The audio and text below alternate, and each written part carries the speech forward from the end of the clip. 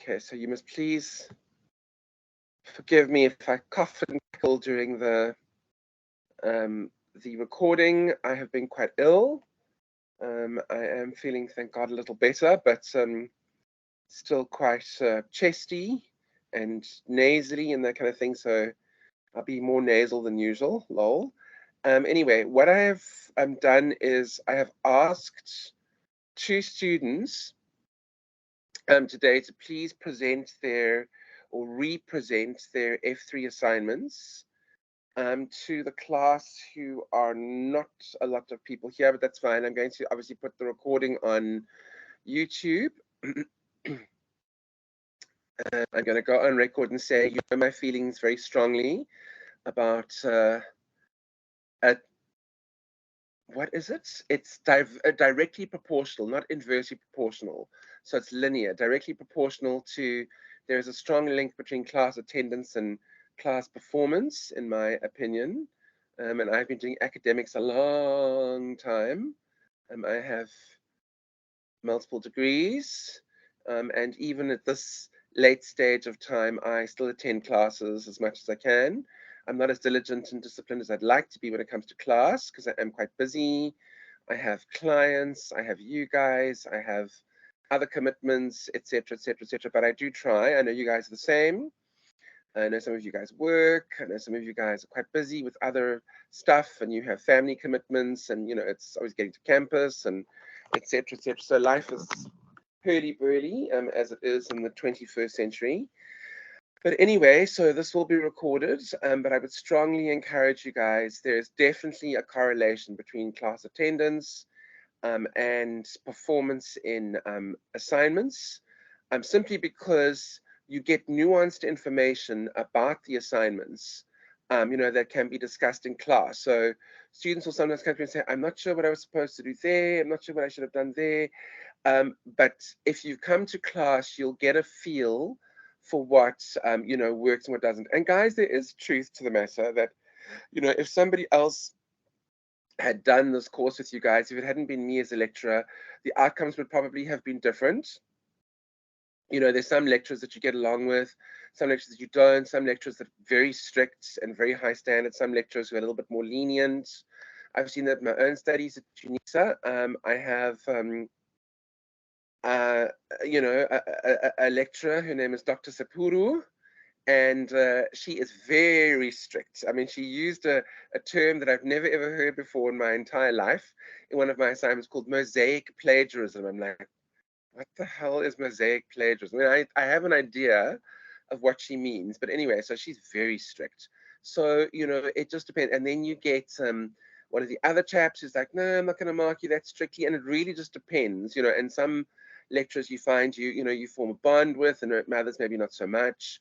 And that's fine, and that's normal, and that's understandable. But the thing is, so what I'm doing today is I've actually asked 2 students to present today because, oopsie, it's like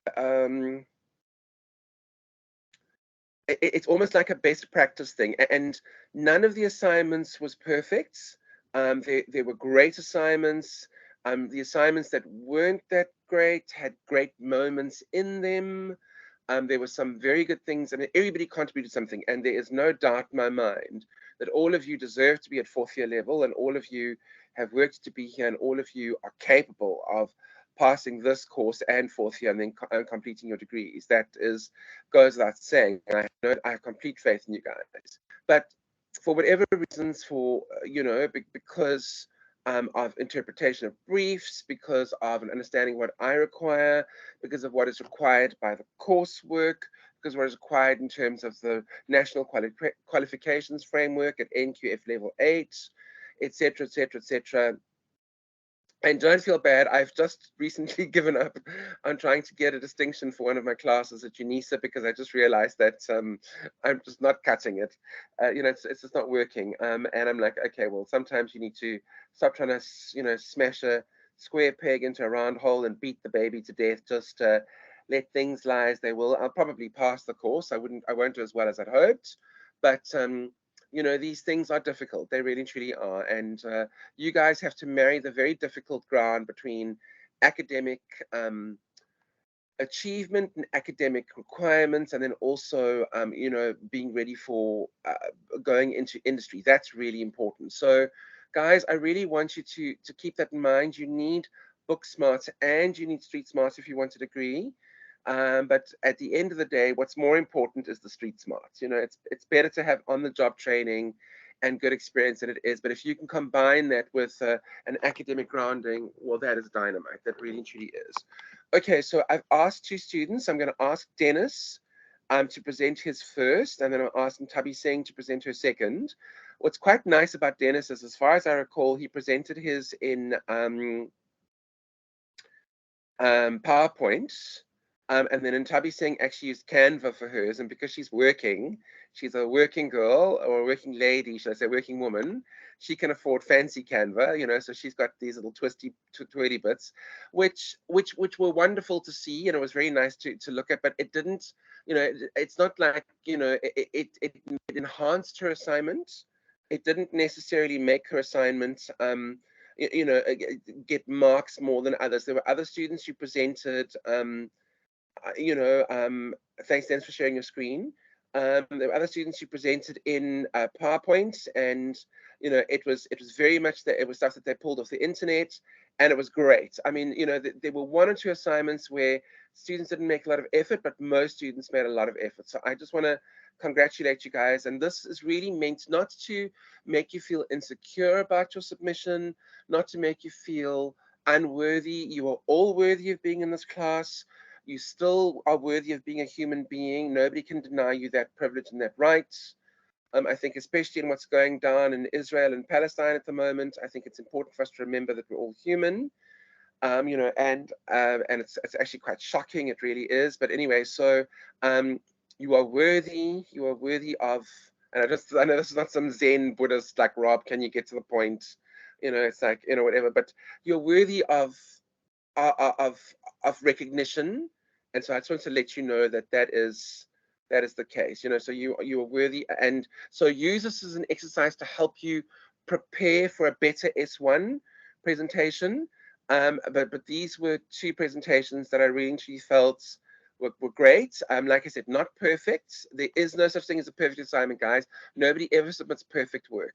You know, that's the state of the world. The only perfection in the world is maybe nature, and even that has its, you know, whatever it is. So I've never submitted a perfect assignment in my life, but you still do enough. So I'm going to ask Dennis to present his assignment. Dennis, I'm going to ask you to present first, and then I'm going to go over what I really liked about the assignment, what I thought was great, and then we're going to sort of do a bit of a deconstruction, pull it apart a little bit.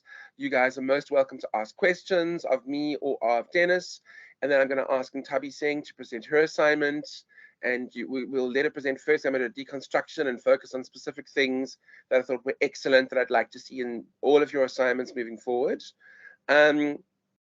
But guys, generally they were better than they were in the past. You know, and you guys are doing well. There were 1 or 2 issues. Please be aware, I just want to make you aware of the fact, please guys, you've got to check your copy leak scores. If you submit a document and it's over 30%, I have to give you 0. So, you know, please check that. If that is the case, you need to please speak to Chris and have a chat with Chris, because we need to address that issue. But generally speaking, you know, some of the students, and again, as well, I will say, you know, students who, I'm not making it an issue. I know that, you know, it's not high school. Generally speaking, students who attend class tend to do better in assignments. So keep that in mind. And that's just because, ask anybody. That's where it works in the world. Okay, so without saying too much, but please use this as a learning exercise, not to beat myself up, feel bad about myself exercise. You guys are doing fine. Just keep going and never ever give up, whatever you do. Okay, so I'm going to keep quiet now. Dennis, can you please unmute yourself and please go ahead and do your presentation. I'm going to save my questions for the end. Guys, if you have questions, please write them down. And they're going to ask Dennis at the end. Then I'm going to ask him to go through slides again and put it apart and just go through bits and pieces. Okay, cool. Dennis, you have the floor. Thank you. Okay, just before I start, can everyone hear me? I can hear you fine. Thank you. Okay, I'm going to jump right in. You can maybe turn your microphone up a little bit if you can. Okay, can you guys hear me now? Yes, I can hear you. Thanks. Is that better? Yeah, I'd say so. Thanks. Okay. Anybody else? Tekofatso, Ntabiseng, Onlena, Notando, Beverly, can you hear? Yeah. You can hear. Okay, cool. Thank you. Okay, great. Okay, hi guys. Yeah, Dennis here. I'm going to be representing my F3, which I based around Boiti Tulo, who is basically a South African rapper, actress, television personality, and entrepreneur, according to Israel. She was born on the 28th of April, 1990 in Potchefstroom. Currently, she's the second most followed South African brand on Instagram after AB de Villiers, who has over 22 million followers to date. And then she is the founder of a Frazzante range called BT Signature. A Frazzante is basically a semi-sparkling champagne. And she's also the founder of a Brazilian wig range called BU Hair. And her entry into the entertainment industry was a result of her being unable to finish her studies at Monash because her mother couldn't afford to continue paying for her in second year. So she dropped out and then she pursued entertainment, and now here she is. So, Dennis, sorry to interrupt you. Guys, can you hear Dennis? Dennis, you there, but you're a bit soft. Can you? Okay, let me move this laptop. I don't know. Okay. If you can't, it's fine. But if is you this can, better? then yeah. What do you guys think? The rest of you guys, can you hear? I can hear him. Okay. Okay, wait. Let me. Whoa, okay. Let me join on my phone, and then I'll use my phone's mic because this laptop. Yeah, this laptop is weird. Okay. Guys, did you say you can hear, or it's a bit soft? It's fine. Is it all right? Okay, thank you, Notando. Okay, can I go on? I'm joining regardless. Yeah, I'm joining. If everybody else is fine, then it's fine. Thanks, Dennis. Go for it. Thanks. Okay, I'm joining regardless. So if there's audio issues, I'll switch to my phone. So I'm gonna repeat the slide then. Just run over it again. Boiti is basically a South African rapper, actress, television personality, and entrepreneur, according to Israel. She was born on the 28th of April, 1990 in Potchefstroom. Currently, she's the second most followed South African brand on Instagram after AB de Villiers, who's currently sitting on over 22 million followers. She's the founder of a Frazzante range called BT Signature. A Frazzante is basically a semi-sparkling champagne. And she's the founder of a Brazilian wig range called BU Hair.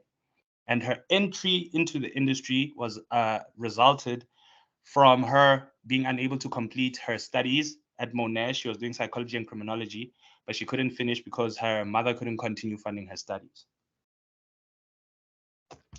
So obviously, because this is going on YouTube, there's a bit of red tape around her analytics, but I had slides that had like detailed insights, especially gender, province, city, and engagement to date that I got from her personally. But there's obviously red tape because this is how she makes money and she doesn't like disclosing those analytics. So I can only show this part of her numbers for the purpose of this demonstration. Currently, she has 6.2 million on Instagram. She doesn't have a Facebook page, which is one of the business problems that I'm going to discuss later on. She currently has 3.9 Twitter followers, and she has 182,600 TikTok followers. Then there was two slides on analytics or whatever, but I can't use those. And then her brand values, mission, and vision. Basically, she doesn't have a specifically defined brand value, a specifically defined mission, and a specifically defined vision, but she encapsulates the essence of her brand through 2 hashtags that highlight what she represents as a celebrity and as a brand. The first one being Own Your Throne, which basically allows her to showcase the idea of excellence and use that as a motivation tool for her audience. And she also branded that as her reality show, which is titled Own Your Throne, which you can see right here. And also when she won an award for Basadi in Music Awards, one of her brands, BT Signature, was also a partner.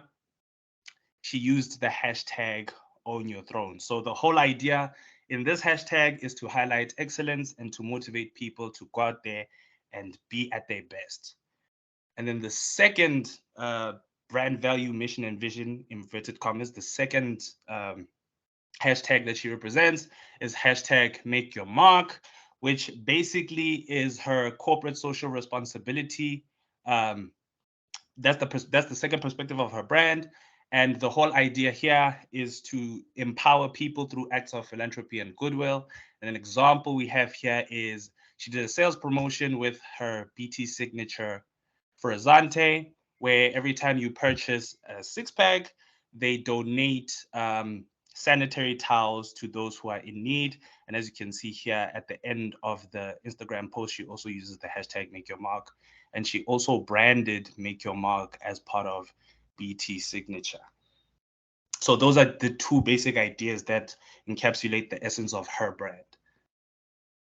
And then an example campaign that uses the marketing communication mix, according to McCarthy, which was cited in Todorova. So this is my first academic source that I used.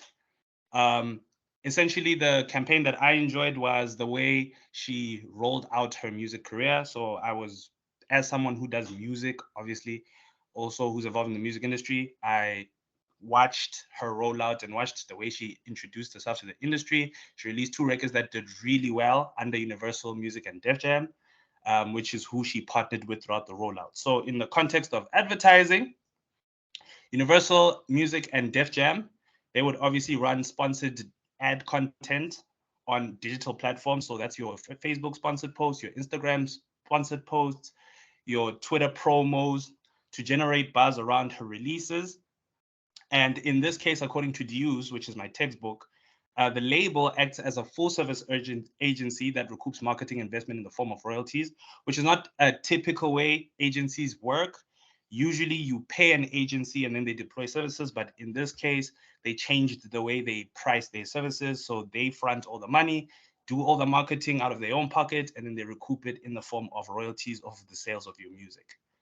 And then with public relations, she made a lot of noise using, media platforms that we recognize. She did a radio run with Metro FM. There's a video here. I don't know if you guys can see the webpage I just opened. Let me just go back to. Yeah, I'm gonna switch now. Okay, cool. Thanks, Dennis.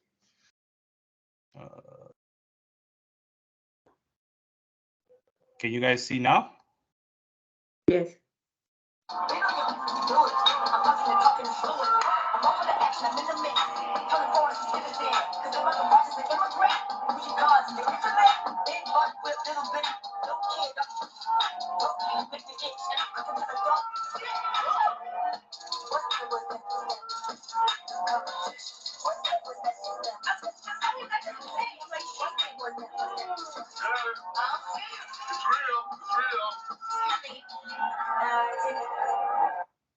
Yeah, so that was basically her doing her press run, her radio run, and she basically premiered her first single, Was Dead, featuring Nasty C on DJ Fresh's breakfast show, which was called The Fresh Breakfast. So I'm gonna switch back to, let me just do entire screen.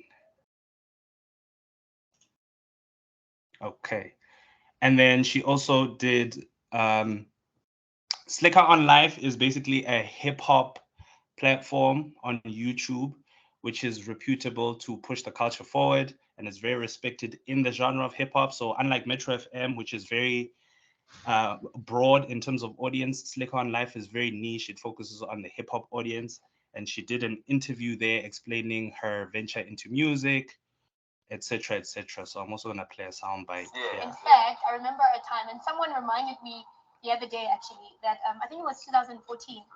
I was in the plane and I was sitting next to Kuli Chana, and I remember I was rapping along to something. I think it was one of Jay-Z's songs, and I remember Kuli being like, "You should totally do something with me. We should do a song together or something." And back then I didn't take it seriously, obviously, because I was just like, yeah, whatever. But yeah, it's been years. Everyone who knows me, everyone who's close to me knows that this is something that has always been there. It's not something that I've always thought that I would venture into, but the love and the passion for it has always been there. But the opportunity came about, and I guess, I don't know, the universe listened to my silent dreams, and I was presented with an opportunity. Nasty was like, look, you've got the talent. I think you have what it takes. I've got a couple of songs for you. Let's do it. And after he said it, I called him like 3 weeks later, and I was like, were you being serious? And he's like, I do not play with music. You know, I wouldn't risk that. So I wanted to come into studio and let's do it. And I decided to do it. And a year later, here we are. Okay, that's dope. I mean, Yeah. So that was also part of her press run on Slicker on Live. So the whole idea here was for her to make noise and amplify the release by being active in terms of interacting with media platforms that are reputable. And then with personal sales, which is another video, obviously she then started getting booked and she started doing gigs. So this was an opportunity for her to go out there and interact with people in person during live performances, to interact with the music in exchange to have them Shazam the song or want to download the song or be convinced to stream the song. So I'm gonna just play a short little video as well. I don't know why it's not switching. Hold on. Okay, there we go.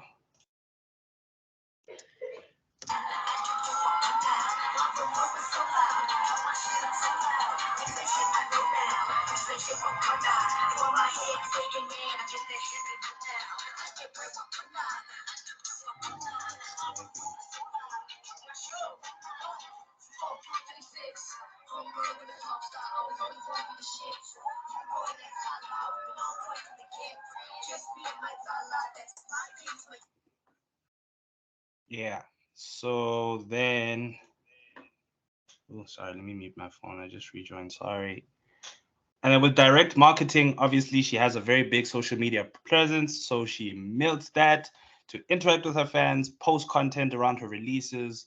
For example, the Metro FM interview that she did with Fresh Breakfast, she used to post content like that on her social media to generate buzz and amplify her release.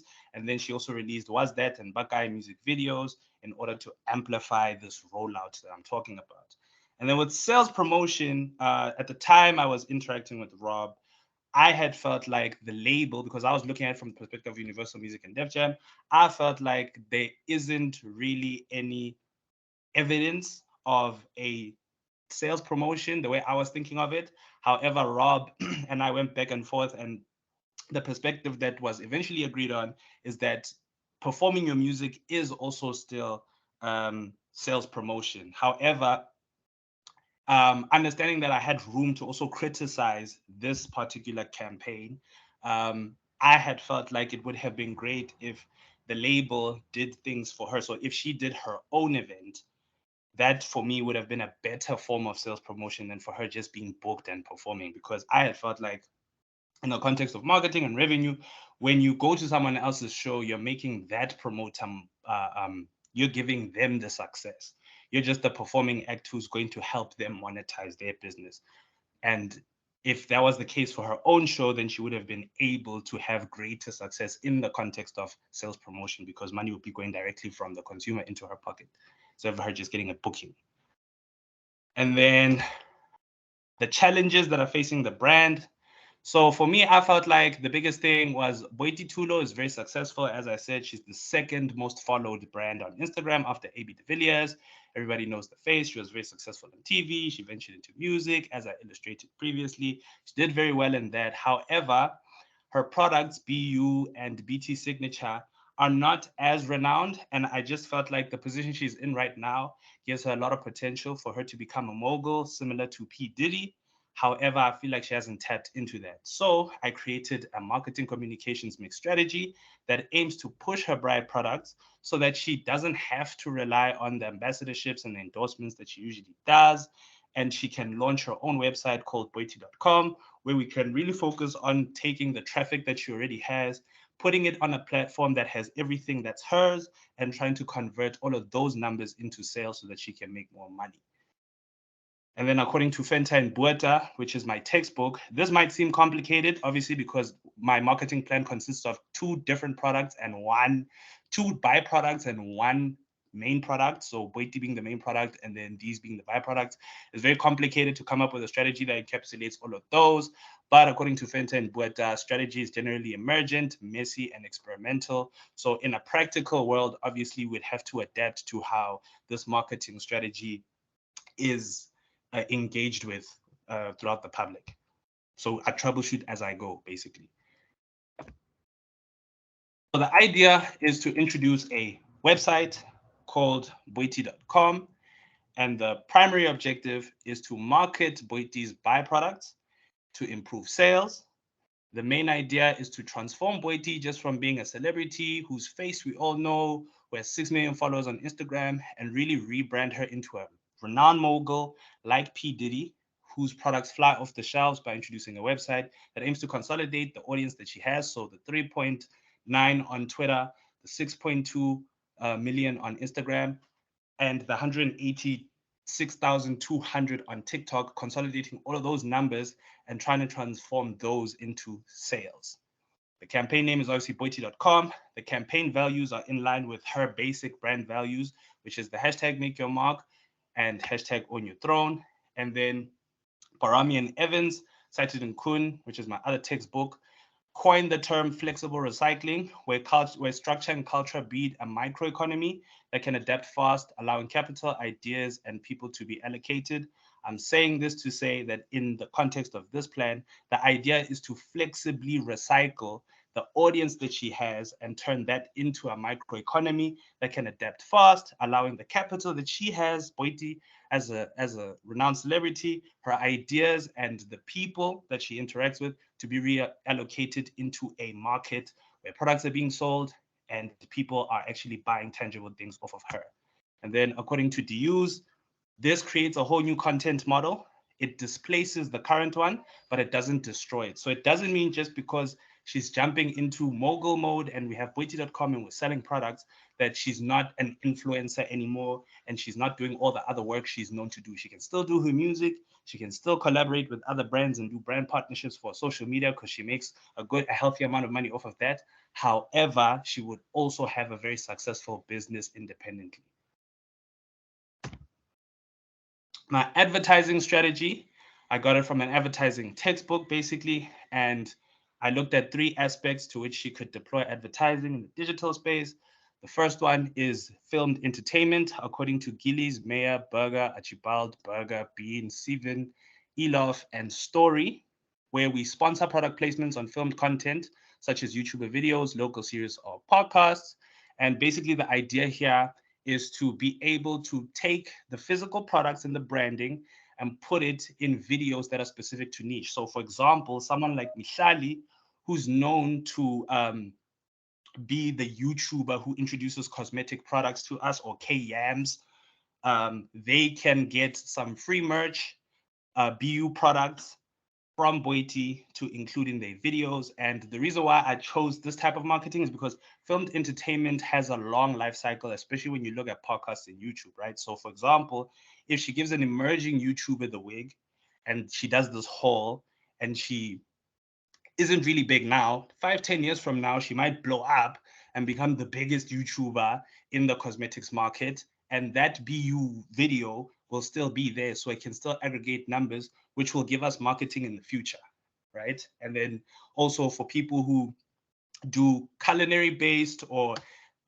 drink bartender based videos that are related to making drinks, being creative with drinks. She can also give them BT signature products. She can sponsor the videos, and then they can come up with recipes to teach us how to enjoy her frizzante. So that's filmed entertainment. And then out of home advertising, we're talking about digital billboards, particularly in her audiences. So I didn't show you guys the slide, but her audience is majorly in Cape Town, Joburg, Pretoria, and Durban. So most of this marketing is based on those places because the whole idea here is to aggregate the numbers she already has. So look at the markets that she already exists in where she's getting good engagement, and we're trying to convert those people into consumers who buy her stuff. So having said that, we'll place digital billboards in places where her audience already exists. So put billboards in Cape Town, Joburg, Pretoria, and Durban. There's an example of a billboard that I made, which I'll show you in the next slide. But an example is you can just imagine how many hits in terms of impressions she could get if there was a BT signature billboard on the N1 highway or a BU hair billboard near Canal Walk, just in popular places, in order to also advertise her products outside of her audience. Because as much as the billboards are in places where she already has engagement and an audience, we're also looking at trying to reach people who don't interact with Boity already. So the random person who uses any of these roles will still be able to see that these products exist, right? And then with radio is still very big in South Africa, according to Cullinan and Nash, which was my other textbook. And the radio stations we punt for her to do a press run again, but this time she's not advertising music. She's going there to speak as a mogul. She's going there to advertise this whole marketing plan, this whole PR rollout, and I'll show you. She's going to advertise Boity.com. Sorry, guys. She's going to advertise Boity.com on these stations, similar to what she was doing when she was doing her music, but there's no music this time. We're just talking about Boity the Mogul. So she'll do Metro FM, which has 4.1 million listeners. She can do Good Hope FM, which has 490K, and she can do Ukhozi, which is really huge, which has 7.3 M. And similarly to the out-of-home advertising, we're also aiming to target people who don't interact with her directly. So we're basically leveraging those platforms to access numbers that we don't reach directly with the numbers that she's already aggregated. And then here's an example of the billboard that I wanted to show you guys. I made this through Photoshop. So how it works is this Boity.com white thing will be the most visible element on the billboard. Then the BU and the BT will be behind with her as well. And then this Boity.com will be flashing. And the whole idea of this billboard is to advertise the Boity.com website, right? It's parked right now, so I'm assuming she has to buy it from whoever owns it. However, if that's impossible, we'll obviously change the .com to .co.za or .net or .it or .whatever. But I really feel like this is a very smart way to consolidate her brands, because Boity.com is so easy to remember. It's not a difficult website. So even if you see it on a highway, it's not like when you get home, you're going to forget it. If you know Boity, you just add a .com and then you find her products. And then with public relations, according to DUs, which is a textbook, management was and is one of the main functions of public relations practice, as public relations in the global context is becoming more complex. I'm saying this to say that we're no longer in the traditional era. So obviously this public relations plan is going to be looking at traditional media, but we're also going to be looking at digital. And I found a company that, not really found, but I've known this PR company. I really like this PR company. They do really, really great PR campaigns. So I'm quickly just going to open the website. This is Sheila Afari. She's a very well known PR lady. She has very high profile clients. So she's got experience with working with people who are similar to Boity. As you can see here, as part of her testimonials, she's worked with Terry Peto. She's worked with Kuli Chana. She's done stuff for Sunday World, Skip Honey Mag.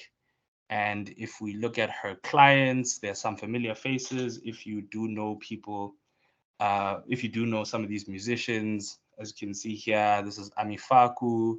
She's also done Cairo Forbes, who is the late AKA and DJ Zintle's daughter, and so on. So I think in this case, it would be smart for Boity to hire someone to deploy PR on her behalf. Similarly to how the label was doing it when they were marketing her music. And then Sheila, the PR lady, would then execute PR services on her behalf, including trying to get her magazine coverage on Boity's business endeavors. Boity's done a lot of magazine stuff in the past, but this time it's contextualized in introducing the mogul. So if she could be on the front page of Glamour magazine or Forbes or whatever, in the context of her being a mogul, I feel like it would help bring credibility to what she's doing. And it will also just amplify this whole marketing plan. And then obviously, as I said previously, because radio has a high listenership in South Africa, according to Cullinan and Nash, she can then do radio interviews regarding BU, BT signature, entrepreneurship as a Black woman in South Africa, the struggles of entrepreneurship, etc., etc. Because as I understand, PR usually requires you to sell a particular story. So there's many angles you could go about it to try and get people to invest in her mogul journey. And then she'd also do television interviews regarding brand Boity, her byproduct. So similar to the radio, she'd do the same thing on TV, but we're thinking very huge and very mainstream. So if she could do if she could do a primetime news slot on SABC1, that's known to clock a lot of numbers, then she'd also be able to speak to the audience that doesn't engage with her digitally on a daily. And I say digitally, I mean social media, by the way. And then obviously, even though those are traditional ways to run PR, we'll also capitalize on electronic communication, according to Graham and Ear, which is another textbook, as the internet allows the transfer of huge amounts of information quickly anywhere in the world. So she can then take all of this PR, put it in a form of content and post it so that people who look at her in the digital world or in the electronic sphere, they can also stay up to date with how she's rolling out the public relations side of this marketing plan. And then examples is using a mailing list, because emails, this is according to the textbook, are a popular method of communication. And then with personal sales, according to Alam, Al-Moteri, and Gadar, personal sales are basically an oral presentation in a conversation with one or more potential buyers for the purpose of sales, right? And the examples I have of what you could do in personal sales are DJ's Boo and Casper Nyovest. There's 2 videos, which I'm gonna try and play quickly.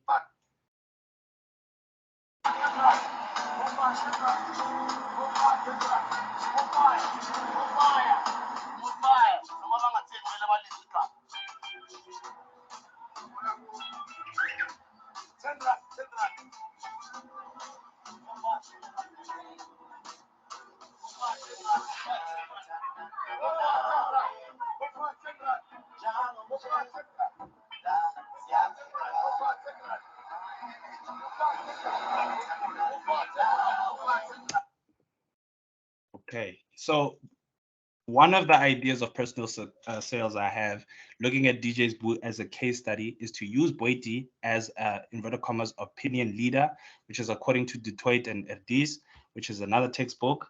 And basically what DJ's Boo did with MoFi is he leveraged his persona and his face as a celebrity to sell MoFi drinks to the public. And he basically went out in the streets like a conventional street vendor and tried to do hard sells to people. So I feel like it would be very interesting if Boiti could apply the same thing. Obviously, I'm not 100% clear on the laws with selling alcohol. I'm pretty sure you can't sell alcohol on the street, but BT Signature has a non-alcoholic version. And also, you don't have to necessarily go out there and physically try to sell the stuff. But the whole idea here is for you to go and personally influence people to invest in your product. So even if she's going out and handing out flyers, that's still an example of trying to push personal sales. Or if she could build a mailing list out in the public or whatever. And then another example of personal sales is Casper Nyovest when he launched his family tree store in Newtown Junction. So I'm gonna play that video.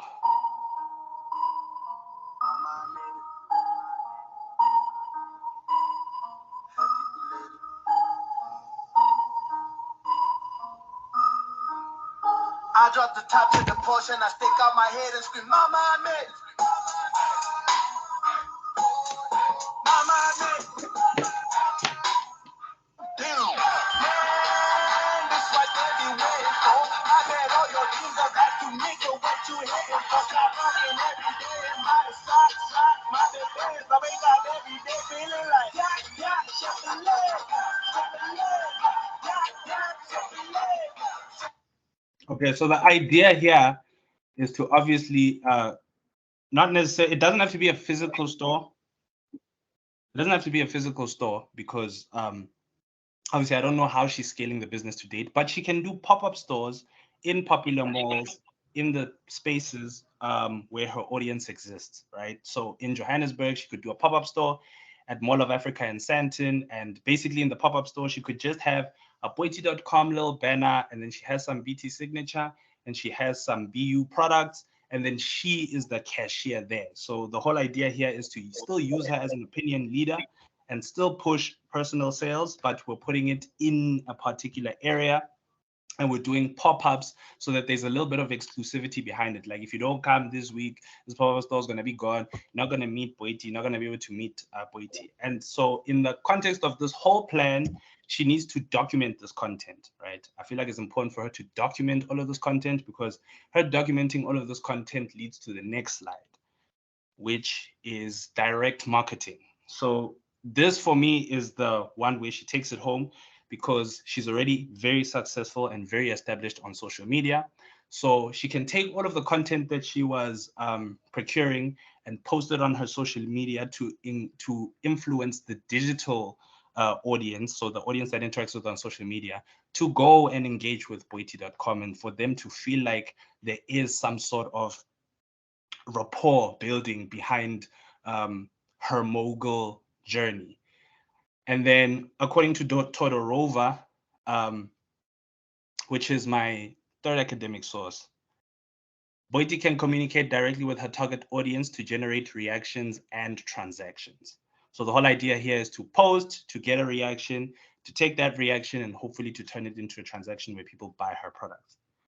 And then also something I feel like she needs to start doing, which is something P. Diddy does really well, especially with Ciroc, is for her to leverage her network of celebrity friends and use that as a way to create content with her products in the picture. So an example I have is similar here to Diddy. There's a few famous people that are in this picture, and there's his products here as well. This is Cassie, which is his ex-girlfriend. This is French Montana, which is a popular rapper. And this is DJ Khaled, who's a popular DJ producer as well. And I feel like the number of impressions she could get and the amount of credibility her products could gain if there was a similar thing where her and Bonang are wearing BU wigs, or they're both enjoying BT Signature, or any of her industry friends, if she could get them to interact with her products as well, and she could curate content for that and post that, I feel like it would help the legitimacy of her selling. And it will also just cross-promote in a sense, because people like Bonang also have big audiences, so they'd be able to share numbers, and that would also help grow the brand, but the brands of the byproducts, because Boity is already huge, right? And then, as I had said at the beginning, one of the business problems I identified was that she doesn't have a Facebook. So I feel like she still needs to open a Facebook page. I never feel like anybody's too late to launch a new social media page, especially because there's always potential, especially when we look at numbers and sales. According to Kemp, Facebook last year had a total of 22.15 million users. So I feel like there's a huge market that she would be sleeping on if she didn't jump on Facebook. And then sales promotion, according to Genchev and Todorova, which is an academic source as well, they say that sales promotion aims to drive or accelerate purchases with a short-term effect. So for me, I feel like the best way she could do sales promotion, because the main idea of this whole marketing plan is for us to aggregate her audience to build traffic on Boity.com, right? So this sales promotion is based on Boity.com, and on Boity.com, they will obviously run sales, discounts, and bundle promotions. And an example would be all BU hair products have a 30% discount if you buy 1 6-pack of BT Signature. And that's the dope thing about this website. It's not exclusive to one product. So we can still do sales promotions, which integrates both products. So it's a buy one, get one free here. There's a discount if you buy this particular product and you get the other product on the other side. Another example I used is she can use her social media to give out discount codes that last for very limited time. So she'll say, okay, today is Funky Friday or whatever. Use this code on Boity.com to receive 10% off of all my products. Or she can do another buy one, get one free promotion, where if you buy one wig, you receive a complimentary BT Signature shirt, which also helps with marketing, and you get a free 6-pack valued at whatever that amount costs. And then just to summarize at the end, at advertising, we're looking at filmed entertainment. So that's YouTube, podcasts, anything that is visual based that can last over time. And the whole aim of that is to be able to aggregate numbers as those individual platforms grow. And also just to have marketing for a lifetime, because once you put a video up, unless you delete it, it'll always be there. And if your product is placed there, it'll always be visible. And then out-of-home advertising, because we're looking at people outside of her audience as well. And radio, which has a high listenership according to Cullinan and Nash. And then public relations, we hire Sheila Afari to deploy PR services for physical or traditional and digital communications, which is using social media. And then personal sales, she goes out there, she does meets or greets, she does a pop-up store. But what's important in this personal sales thing is that she needs to curate all that content. She needs to shoot the content of her doing all of those stuff, because all of that will allow her to directly market all of that content.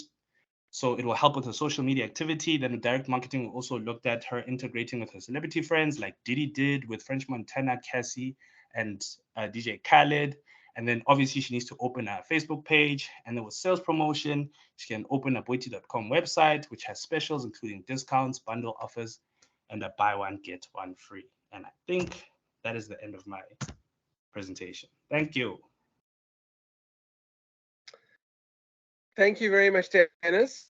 Wow, it is an excellent presentation. It really, really is. I want to say thank you. See, you're getting hand claps from everybody. It really is an excellent presentation. Thank you so much. You did a great job. Okay, so Dennis, don't stop sharing your screen, please. We need to go back to it, but there we go. Wow, I see people are giving you handy claps because it really is great. Thank you, Dennis.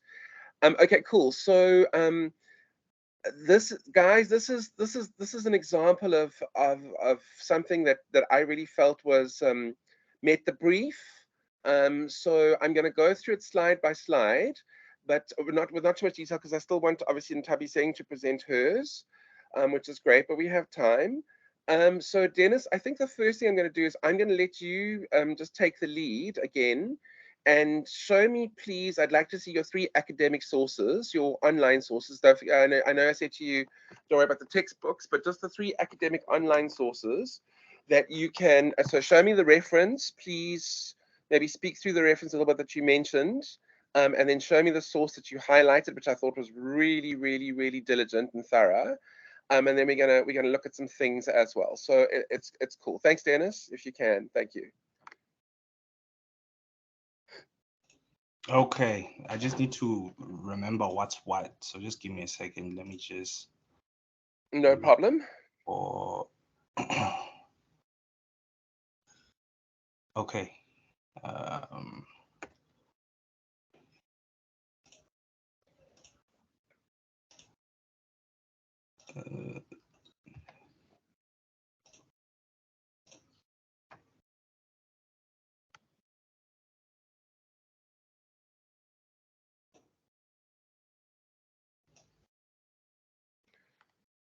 Dennis, and you found these sources on Google Scholar, Scholar, right? Google yeah. Scholar. Okay, cool, awesome. Okay, my first one. Sorry, yeah, go for it. Oh, yeah, go ahead. It's cool. Oh, sorry, I was going to say this quickly. Chris also found his. Remember, he did the presentation in class, and he presented his mock assignment for this thing. He also found his on Google Scholar. Okay, cool. Thanks, Dennis. Go for it. Yeah, my first one was getting the 5 elements of the marketing communications mix, which was by McCarthy, cited in Todorova. So here's the PDF. Hope this is the right one. Yes. McCarthy, 1998, determined the mix of marketing communications as a specific combinations of elements. So I took advertising, personal sales, sales promotion, public relations, and direct marketing. So that was my first source. Awesome. And then these are books. These are books. That's a book.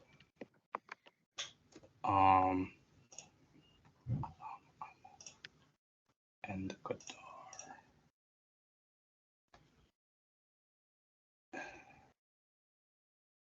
Oh yeah. My second one was Personal Selling by Alam, Al-Motari, and Godard. Right. So in my presentation, I basically said oral presentation is in a conversation with one or more potential buyers for the purpose of sales. So this is also a definition. And then it is here. Personal selling is an oral presentation in a conversation with one or more potential buyers, which makes the purpose of sales.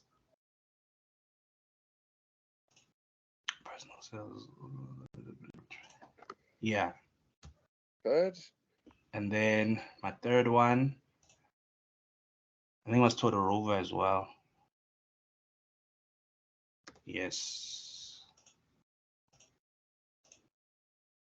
No, not this one. Oh, no, I remember. Let me just search it quickly.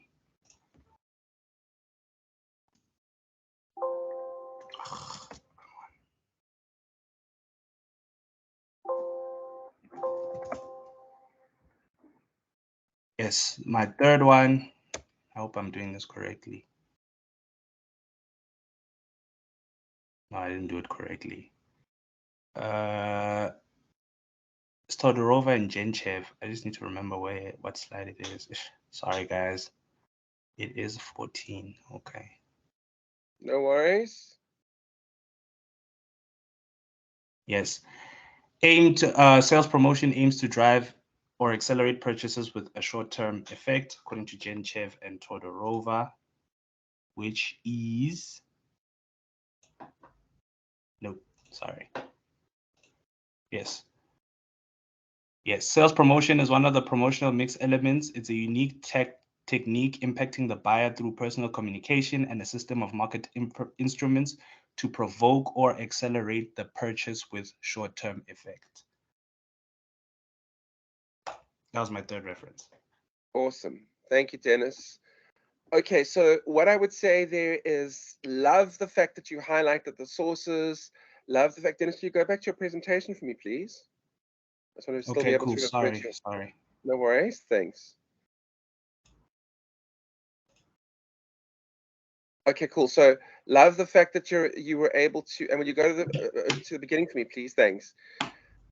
Love the fact that you were able to highlight the sources, which made it very easy to see. You showed me the sources; they were all from Google Scholar, which was great.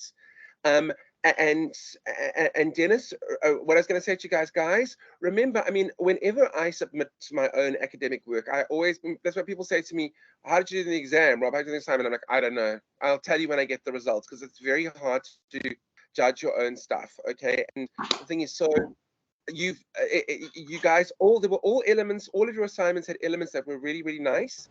And so, Dennis, I say this just as a thing. It's not a critique as such.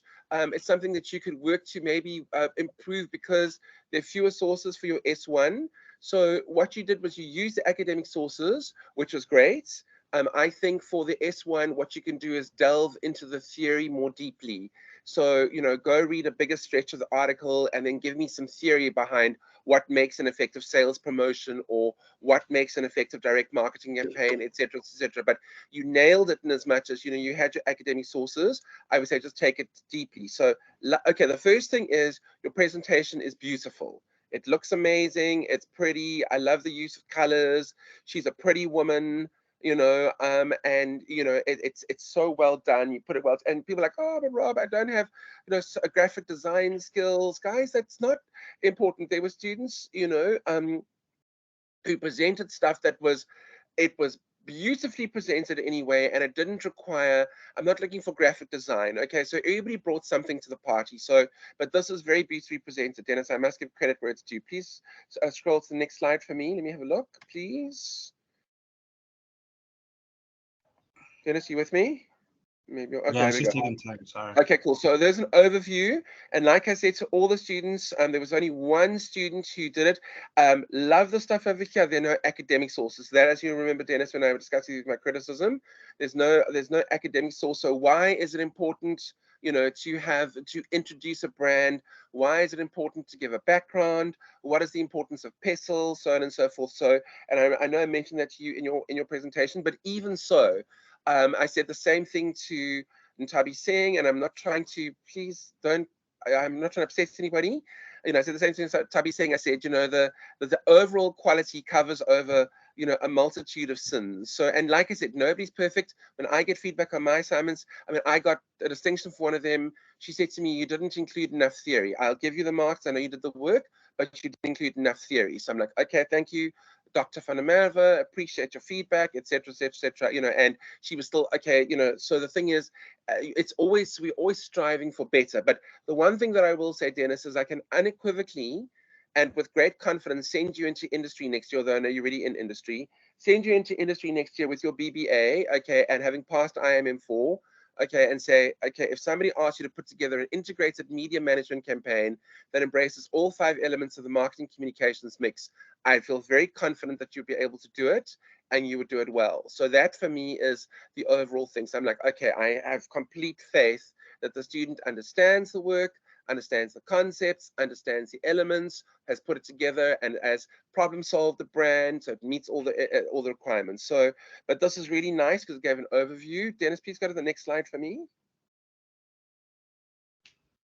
Okay, so this is nice audience stuff. Lots of students, and this is great. This contextualizes. This is awesome. Okay, so next slide for me, please. Also like the fact that you mentioned she's got no Facebook, which is very interesting. Although I hate Facebook, like the whole idea of the hashtag, and then, okay, we went through the brand values, and also that you specified, you said, listen, she doesn't really have brand values. So these are just elements that I pick up from, and you clarified and qualified and said, she doesn't have a brand values page. It's not that I can just put it off the internet, so this is what I suspect her brand values are based on what she puts on social media, based on what I've read about her, based on, what's been written about her, etc., which I think is smart. You know what I mean? It explains and contextualizes and solves the problem, so you didn't like, she hasn't got brand values, or, try and cut and paste it from somewhere, which is really easy to do, if you're dealing with an international brand, less so with a South African brand. So I thought that was well done. Next, please.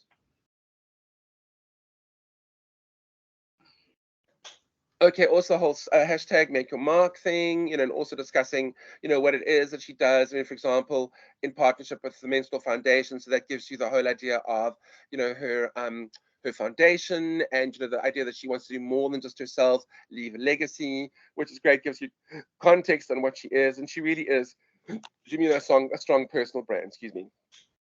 Okay, cool. And then Dennis, I remember I asked you some personal questions. I said, what do you think of her? Do you like her? And you said, no, she's cool. You'd like to work with her. And then I asked, I thought she was pretty. If she, if she defines the, the definition of beauty, among like a Gen Z audience, whatever it is, because I'm obviously, older, and et cetera, et cetera, et cetera. So I wouldn't. And you said, yeah, no, she is. People, lol. I know you're all laughing. Ha ha ha ha. Yeah, that kind of thing. Okay, cool. Anyway, that's cool. I'm glad you guys are finding today's class more fun. Okay, cool. Next piece, Dennis.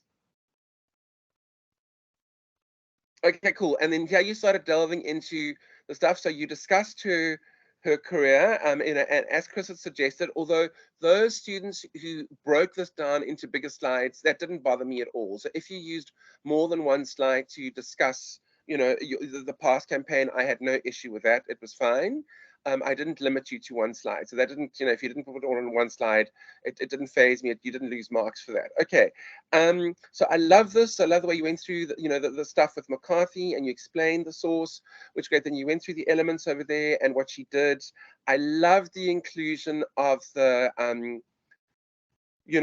of the public relations that she did, the Slicker on Life thing, the Metro FM thing, with and the context that was put in. So you explained and showed me the public relations that had been done, which was great, and those elements. And guys, one thing that I wanted to say is there is very much an overlap between, we cannot escape the digital media space these days. We cannot escape the social media space these days, but a campaign these days can not only rely on social media. So where I see a campaign that is social media, social media, social media, social media, that does not address the 5 elements of the marketing communications mix. You need to be able to discuss all those elements, because posting a post on social media is not advertising.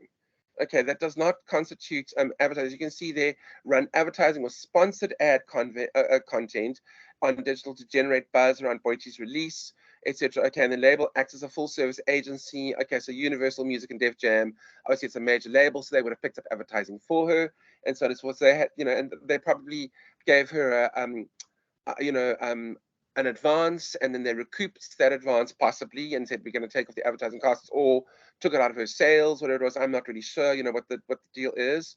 She's got a 360-degree deal, whatever it is, but you can see very well discussed. And the PR, the personal sales, you can see meeting with fans in person, doing, you know, and the thing is, if she had merch for sale there, and Dennis and I discussed this and said, did she sell merch? And then of course that was the whole thing around sales promotion. But it's not just about, you know, personal sales. And then we discussed, we said, are we talking about Boity the person and she's selling herself, or are we talking about Boity the album? Did she do an album? Is it just a single? Are we doing Boity the, you know, and then we're talking about, you know, is it the single that she's selling? And in this instance over here, what I liked about what Dennis did is the fact that she was up on stage meeting fans and they were whatever, is selling herself. And the thing is, you know, it's one of those very difficult things. Like, Rob, how do you sell a personal brand? Well, if the brand gets paid, you know, to go up and do a performance, you know, at a gig, and she probably has, I'm sure she charges a fee or whatever it is, you know, if she doesn't do it for sponsors, that is personal selling. And then of course, you know, as Dennis showed you, you know, the direct marketing, which is on her YouTube channel, her music videos, which is great. And then when that's direct marketing, because it's personalized, and obviously you only get the channel if you subscribe to it, or if it comes into your feed, which is based on, you know, your preferences and, you know, algorithms and bots that are checking what you like, etc., etc., etc. Okay, and then of course sales promotion, you know, Dennis had argued that, and I accepted that. You know, I said this is what I think, and then he said at the end of the day I didn't really feel like she did enough, and he was critical, and I thought that's great. So there was that debate that was had, which was very useful, and I'm like, okay, cool, I get what you're saying, and I agree with your assessment, and I take it, you know, that is, and it was well done. Next slide, please, Dennis. Cool. I love this over here. I love the visual on the right-hand side. Also love the coloring, and maybe like, oh, but Rob, and it, guys, it's not about, you know, how pretty it looks. There were students who brought in visuals, okay, and just made it come to life, and it was beautiful. And even though, you know, and again, as well, I'm not wanting to compare anybody to anybody. This is designed today to help you guys see what it is that I'm looking for, and what I think will help you guys to put something together for your S1 that will make you ready for industry. Okay, that's really what it is, to help you elevate your game and do really, really good work so that you go into the S1 and come out of IMM4 tired, frustrated, irritated, annoyed, and, you know, singed from the baptism of fire. But you have grown through the process, and you go into industry, and because trust me, it's tough out there. And if you come to the party and if you do presentations like this and you're a consultant, you are going to get the contract. Okay, I've lived through many of them where I was the presenter or I was the client, and I've seen what works and what doesn't work, and this definitely would impress a client. If you took this to Boity today, I think she'd be impressed. Okay, so you can see the general problem, the solution, and I also love the fact that there was an inclusion of a source here. Might seem complicated, but strategies generally emergent, messy, experimental. So anchoring it in academia. Okay, so you give me, and that's great. So you also given me, you know, so a nice academic foundation. Also like the visual. It's got her two brands, it's got her two logos, and you can see just the way it's presented. It's neat and easy. And one of the students said to me, but Rob, how do you put all the information that you need to put onto your slide without it becoming text heavy or, you know, too much detail? And I said, well, this is how you do it, like this over here. You're succinct, but you still include everything that, and how you do that. Well, you know what, you guys now know Dennis is, you know, Dennis has done a good presentation. Have a chat with him and ask him if he can, you know, if he can. I'm sure he doesn't charge that much, you know, like $500 an hour. Lol, I'm joking. Okay, cool, good job, Dennis. Next slide, please. Also, just to let you know, if you need to chat with me, I said to a student the other day, they're like, what do I do? I said, well, submit your assignment early and I'll critique it for you. You know, come to me and, you know, submit it 2 weeks early. I know it's a bit of stress, whatever it is, and I'll say to you, this is wrong, this is wrong, this is wrong, this is right, this is great, this is fantastic, etc. I did that with, anyway, moving along. Okay, cool. So yes, okay, so guys, primary, so the new campaign, I love the way that it's put out there, and you can see there also 2 sources, and this is what I also like. the integration of sources. And here he's used both textbooks, King and Hughes. You can see coin the term flexible recycling, so nicely put. The whole idea is, okay, so we having structure and culture breed a microeconomy that can adapt fast, but it can also, as new content emerge, and displace, but not as to destroy. Previous one, fantastic source integration, even the way he spoke through it and explained it, and then of course also having given Chris credit for, you know, the whole thing, which wasn't necessary, but was, you know, appreciated. I'm sure Chris appreciates the gesture, you know, and the thing, and so even there on this slide over here, contextualized, grounded in academia, and it is integrated and it is explained, and this is what I'm looking for when the presentations are done. And then I'm like, then my heart is a flutter and I've got a big smile on my face and I'm wanting to drink Boity's Frizzante because I'm happy, you know, that it is the standard which is really, really, you know, it's what is it's what makes a good campaign. Okay, cool. Chris, next one, please. Sorry, Chris, me. Dennis, next one, please. Love this over here. You can, and guys, again, as well, specifics. It wasn't just a, okay, there's these elements of marketing and there's no specifics. Okay, so you can see over here, what is filmed entertainment? Okay, and then you can argue with sponsored product placements on film content such as YouTuber videos, local shows, or podcasts. And remember, it's sponsored. Okay, so the thing is, a YouTuber who's got a lot of money or a lot of followers is not going to let you place that content for free. Okay, so it'll either be paid for by the record label or by her, whatever it is, etc., etc. And there were elements that each of you guys brought into these things. And this, guys, is the most important part. This slide over here, slide 4, which Dennis just did, and these slides over here are the most important parts of your, excuse me, presentation. So this is where the detail needed to come in. This is where the marks were, many of the marks were. And so, excuse me, if this wasn't done at a level of detail, then it was cripplingly, you know, bad for you know, the overall presentation, because this is where it needs to be. So you can see, and very specific, BT signature review videos, BU wig haul. Okay, so almost like a, you know, you could turn that into a you know, like a what's the word I'm looking for, on a YouTube thing, like a reality kind of show, you know, that kind of thing. Then out of home advertising, okay, explained what is that, and then of course the billboards along major, and literally it is one on the N1 outside of, you know, Canal Walk in Cape Town, one on the N1 outside of Menlyn in Pretoria, one on the M1 outside of Sandton, or on next to Mall of Africa, which is Joburg, and then on the N2 outside of Gateway in Durban, and there you got your, and the thing is, okay, and those it's paid for, see, because it's advertising and it's by an identified sponsor. And then radio advertisements or advertising. Love the detail with the academic source again. So you got three academic sources on this page, which is great. And you can see over there as well, detail. How many listeners am I going to be contacting in Gauteng, the Western Cape, KZN, etc. So detail, which is great. So I know exactly, radio campaign, and that's paid for. It's not going to be for free. Next slide, please, Dennis. Love the design. Not expecting you guys to all go and learn, you know, Photoshop now and have a freak out, whatever it is. You know, anybody can pluck a thing onto a makeshift billboard and make an advert. Love the effort that was made here.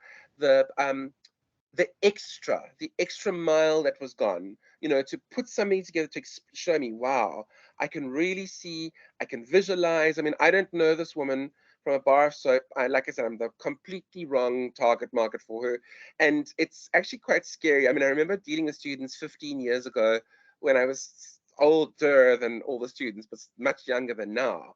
Now I feel like such an opa, like such a grandpa. I'm like, I'm really, really out of it now. And, you know, and I don't mean to be, but honestly, I had never heard of this woman ever before in my entire life. You know, before Dennis's presentation, like, well, Rob, that just means that, you know, you're just like half dead, which is not true. But, you know, the thing is, it's not my target market. I'm not the target market for her. But, you know, it almost made me interested. I'm like, then let's go check out Boity. So this is really well done. Okay, extra mile, extra effort. Thank you, Dennis. Next slide, please. Okay, also public relations. Love the idea of pulling in Sheila Afari. I think it's really clever. You know, listen, Boiti can't do it all. Let's get a thingy explaining what public relations is. Going onto her website, opening up her website for me, showing me what she does, showing me what her other clients are, so she's a good fit for Sheila Afari, explains to me exactly what she intends to do. Magazine coverage, radio interviews, BT signature, radio covers. She's pretty. She can go, not radio cover, sorry, magazine covers. She can go into the front page of the Drum or the Borna or whatever it is, you know, because she, you know, she has that kind of face, or the Get It or whatever it is, you know, those kind of things. And then also, again, contextualizing. First, you've got your dues, then you bring in your Graham and Ear, which is your other source, and saying not just old media, but also new media. So now we're integrating old and new media, all 5 elements of the mix, all elements of media, because remember, it's integrated media management. That's the name of the course.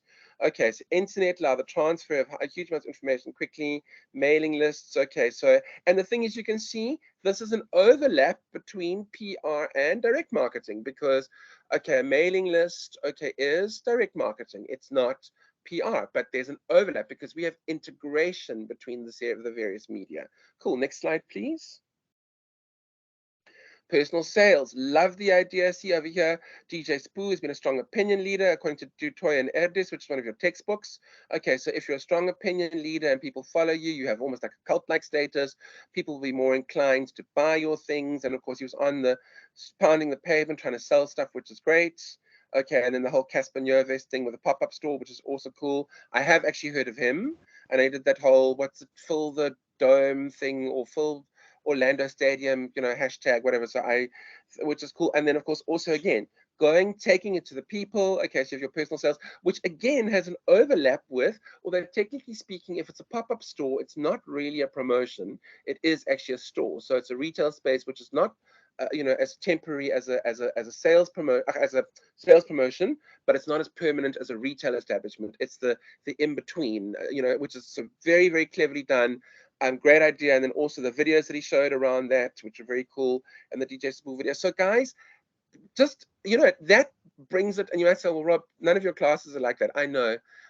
That's the privilege of being the lecturer. I can be boring. You guys, you guys aren't, and you only have to be presented once. Okay, cool. Next slide, please. Direct marketing, love the reference to the Americans, love the whole DJ, what's his name, Wiz Khalifa or Khaled, whatever his name is, and the P. Diddy thing and all the other guys, and how she should do something similar, okay, which is, I thought was really clever. And then of course the whole idea of a Facebook page, potential market of 22.15 million users for South Africa, backed up with sources. Okay, well done. Okay, then, and then it was your overview slide. Hey, Dennis, it was your overview slide. Switch No, me, sales. please. Sales promotion, sorry. Okay. Love this as well. It's got a source on it. Okay, your Genchev and Todorova. And you can see, guys, look at the details. Special sale. All BU hair products at 30% discount if you buy one 6-pack of BT signature offer ends this Friday. Look at the level of detail. Look at the specifics. Use Boiti23 to receive 10% of all Boiti.com products. Details, specifics.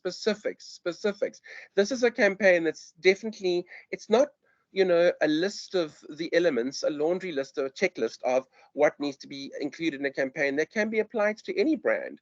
I wanted to see specifics. And the thing is, that's what Chris said in the brief specifically said, create a campaign to solve the challenge, to solve the problem. And this is critically important for your S1. This is even more so.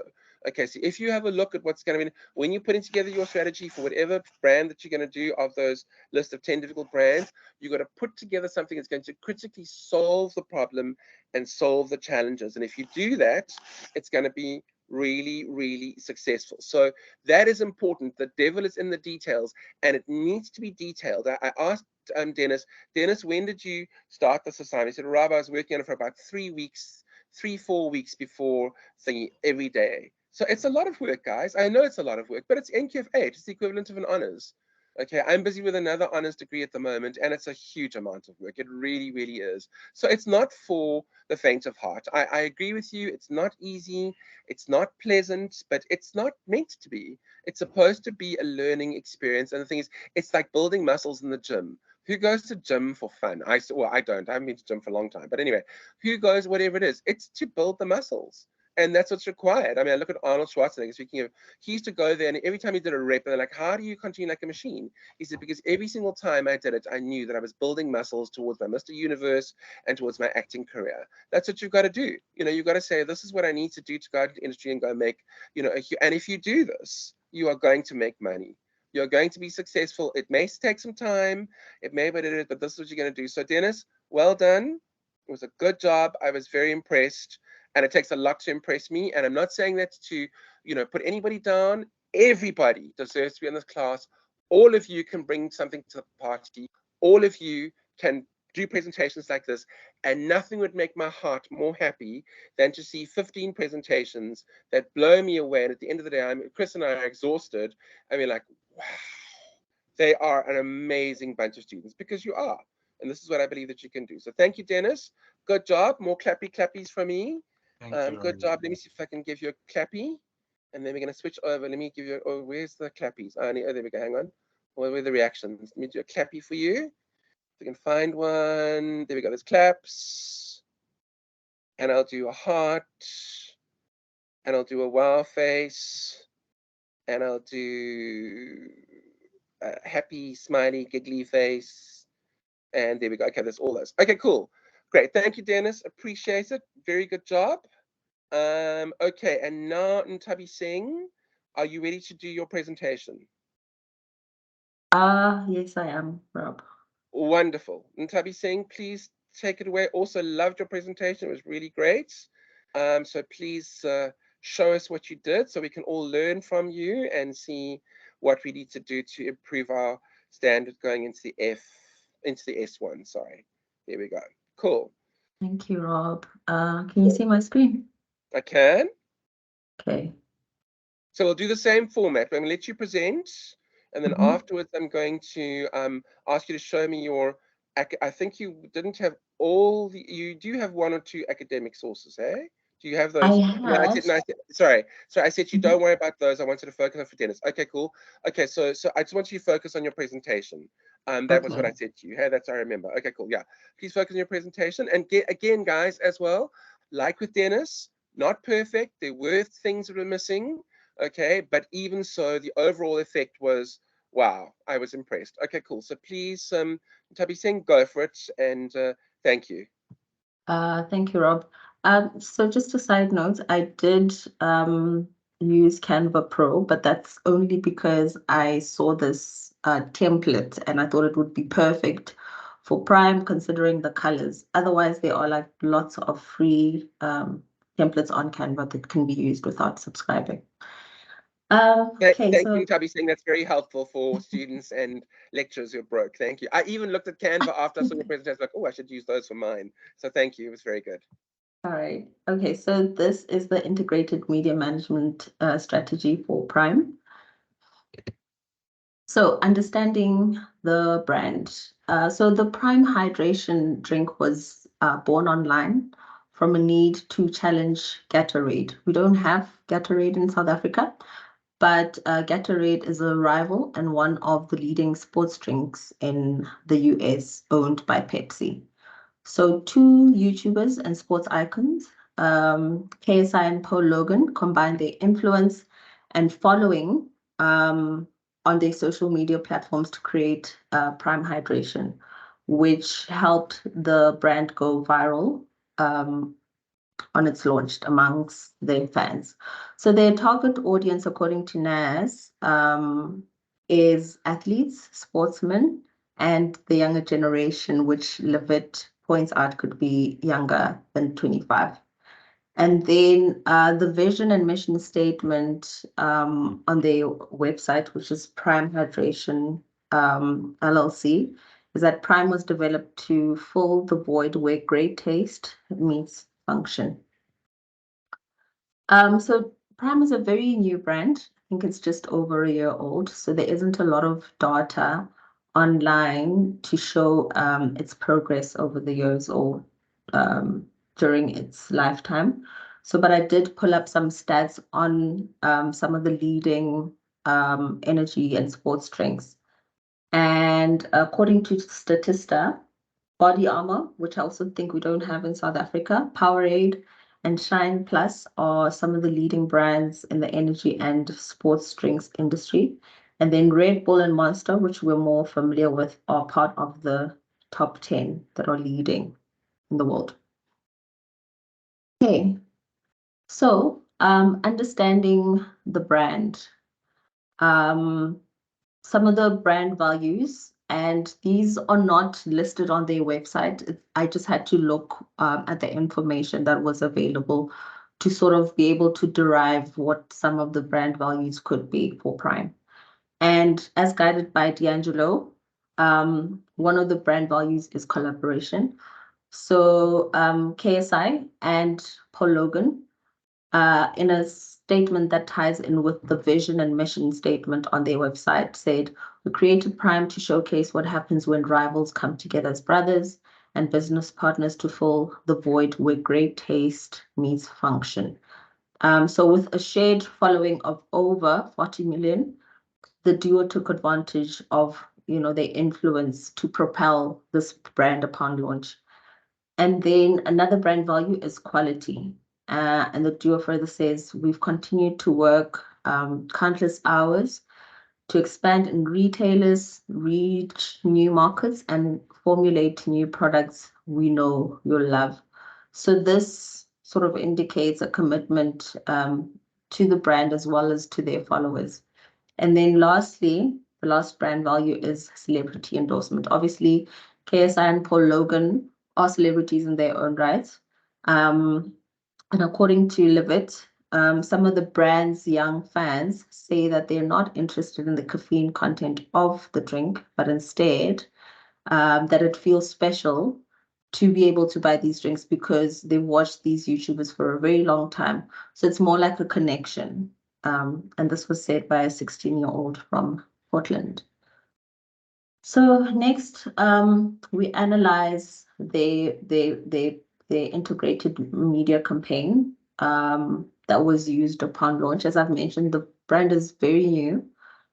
So when I searched online, there wasn't really an integrated media campaign that was set out, but from how they did things, I was able to sort of compile this. So thanks to the power of social media and influencer marketing, Prime's unconventional launch saw the brand achieve rapid growth and disrupt the energy and sports drinks market in a very short space of time.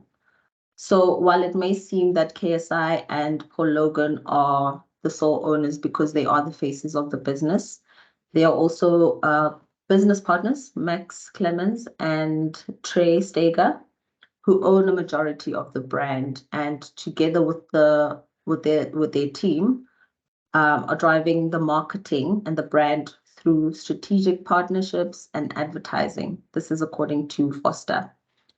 And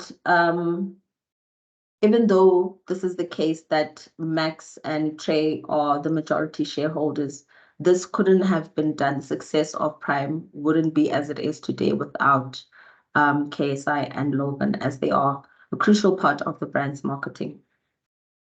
So just to give you a bit of background, KSI and Logan, I didn't know them when I compiled this, so I learned as I went. I don't know who they were, but I'm sure a lot of teenagers and people that are always on YouTube have an idea of who they are. So KSI and Logan are known as boxing rivals who competed against one another in 2018 and 2019, respectively. This is according to Cheong.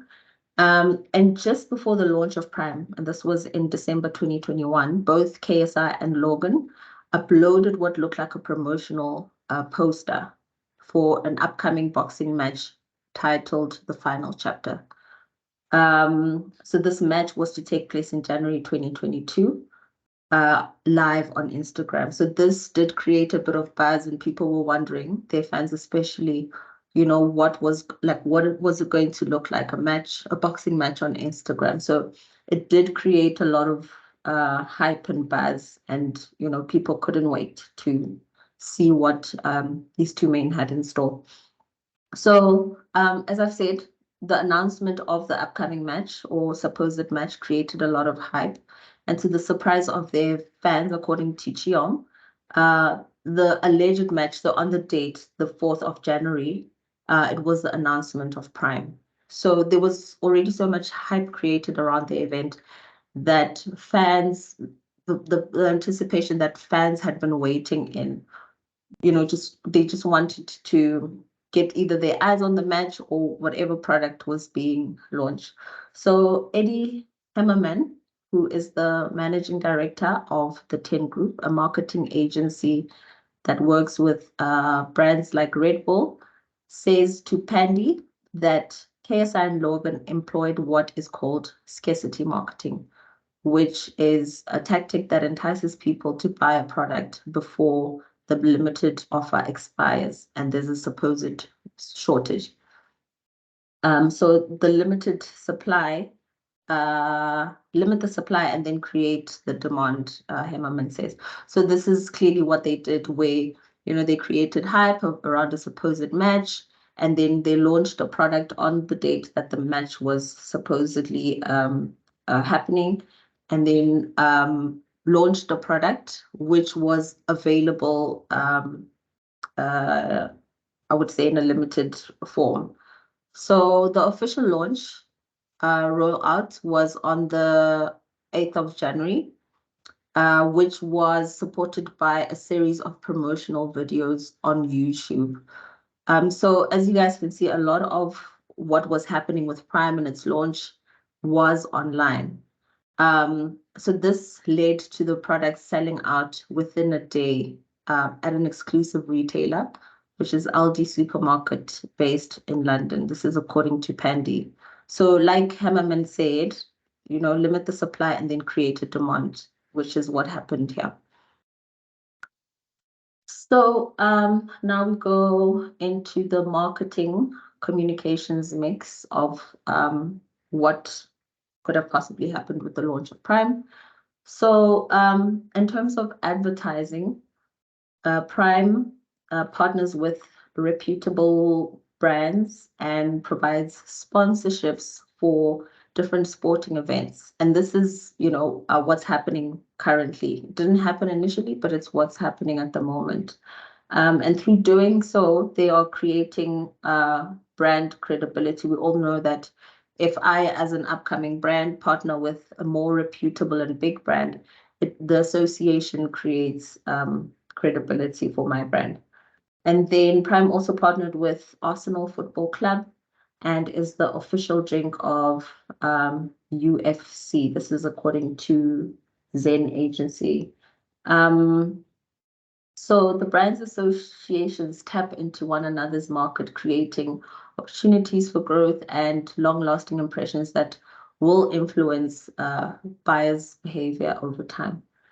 And then in terms of public relation, FOSI describes public relations as a form of deliberate communication designed by an organization to portray and present a certain public image to people. And this is across, all brands. Could be a product brand, it could be a human being as a brand. This applies across board. And then to this, KSI and Logan joining forces as former rivals with huge followings is a clear indication of a well-executed PR strategy that is the core of a much bigger picture. So in terms of personal sales, according to Shaw, is a process whereby salespeople meet face-to-face with customers in order to convince them to purchase. In this instance, I don't think there was personal sales, unless if there is some information out there that I didn't have access to. And then direct marketing, although not apparent to the rest of the media and the public, direct marketing could have been employed by way of sending notifications to subscribers on YouTube about upcoming events and on Instagram, and exclusive places to purchase the Prime drink. So the promotional videos following the launch were also an example of direct marketing to those who watch KSI and Logan's videos. And then sales promotion, as it can be seen from the other elements of the marketing communications mix. Social media promotion and influencer marketing were and still are a huge part of Prime's launch and brand image. So the duo did use their influence to drive hype and exclusivity and to promote sales. And next, some of the challenges that are facing the brand in 2023. There has been news from different media outlets of Prime Energy having high caffeine content and also failing to openly prohibit its consumption by underage children. As you guys may be aware from the previous slides, a lot of their followers are young children on YouTube. So Prime Energy has come under scrutiny for this. And a lot of reports have been made to the FDA, the Food and Drug Administration in the USA, but they are yet to conduct an investigation. So this could be one of the hindrances for the brand. And then Flo and Buck speak of brand parity as a potential threat to any brand's competitive advantage. And brand parity is explained as when consumers no longer see real differences between products and brands, which leads to reduced brand loyalty. So Prime is fairly new, as I've mentioned, and there's a lot of other energy drinks on the market or sports drinks. And I think over time, when we sort of get used to Prime, it will no longer be about Prime being this amazing drink that has just launched that we need to try. When when a person gets installed, they'll sort of choose what they like instead of what's new and what they would like to try. Okay, so the outline for the new campaign. Chloe and Buck point out that children show huge buying and spending power. Obviously, it's not their money, but they do have influence over their parents' buying power. And this is worth more than 20 billion yearly. And therefore, advertising to minors is something that needs to be carefully carried out. And considering that a huge part of Prime's fans are already children, and by children, I mean those who are under 16, Prime can consider creating Prime Kids, which will be a healthy alternative for those who are underage with the same great taste and packaging. So what this will do to the consumers who are adults is show responsibility by the brand, earn the brand trust, and really just appeal to the emotions of people, considering the hot water that they're in with the high levels of caffeine content in one of their drinks. So this will also help the brand tap into a bigger market of children, as the other competing brands have not really, it's not something that has been done before. So this is a point that Rob always makes, brand loyalty. So while KSI and Paul Logan are loved by YouTube watching kids, Power and Boulder Stone and Giles highlight that lifetime brand loyalty does not exist. And instead, they recommend that brands gain as much attention and loyalty as possible to keep customers lingering around for longer than they normally would. So Kokomore supports this by saying that the needs and wants of consumers change daily. And therefore, in the advertising and planning process, the brand should consider appealing to prospective and emergent consumers too. So in this case of Prime, they wouldn't just look at who is currently, their supporters or who are the current supporters of KSI and Paul. They could possibly appeal to people that could potentially be their consumers, just to keep the momentum going. So through a mix of public relations, advertising, direct marketing, affiliate marketing, and sales promotion, Prime Kids could take Prime to another level. And the objectives for this campaign are nutrition for the developing brain, made cool.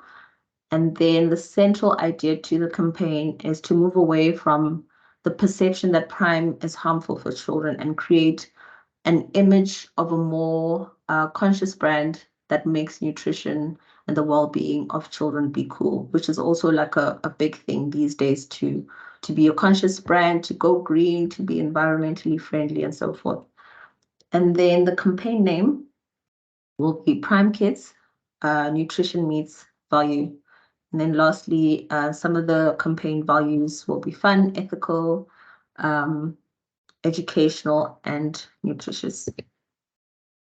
Okay, so now we're going to look at the execution of the campaign, which is based on Clo and Box iteration that children represent a tremendous level of spending and buying power, which is more than 20 billion annually.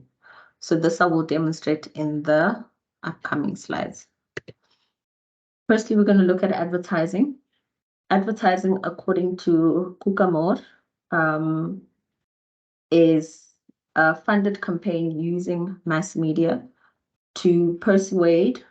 And Kukamor also says that its purpose is to entice customers in a way that prompts them to respond favorably to a call to action. As we may all know, at the end of any ad, there is a call to action for you to act upon.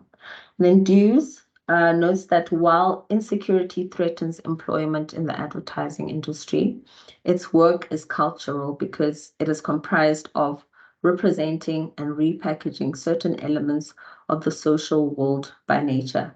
So this means that it's created to resonate with its targeted audience. Every ad, I would say, pulls on the heartstrings of its consumers. You know, every ad has something that we can relate to, whether it's a joke, whether it's some sort of emotion or some visual element. Adverts always have that, and this is where the cultural element comes in. And then the goal, since advertising is more cultural for purposes of relatability, it would be important to base the adverts on elements that are present in the children's daily lives, such as fruits and vegetables, which they hate, doctors and teachers, which they may not like as much. But if this is done in a way that really appeals to their attention and it's fun, might work. So also including role models in the adverts is another way to drive the message of nutrition for the developing brain. So the rollout plan, adverts for this campaign will feature interactive elements from influential pediatricians with selected children ambassadors. So the aim of these interactions is obviously to engage, the young minds by making nutritional education fun and entertaining. And since Prime made its entrance by way of social media, it only makes sense that for the initial adverts to be featured on children's shows on platforms such as YouTube, and these are quite big. Next is public relations and publicity. So the Public Relations Society of America defines public relations as the building of equally beneficial connections between businesses or brands and their target audience via a strategic communication strategy. And then Dews says that an organization's main PR objective should be to foster and develop public comprehension of its organizational objectives through engagement. And that social media is the ideal platform to do this, since there is a lot of engagement on social media.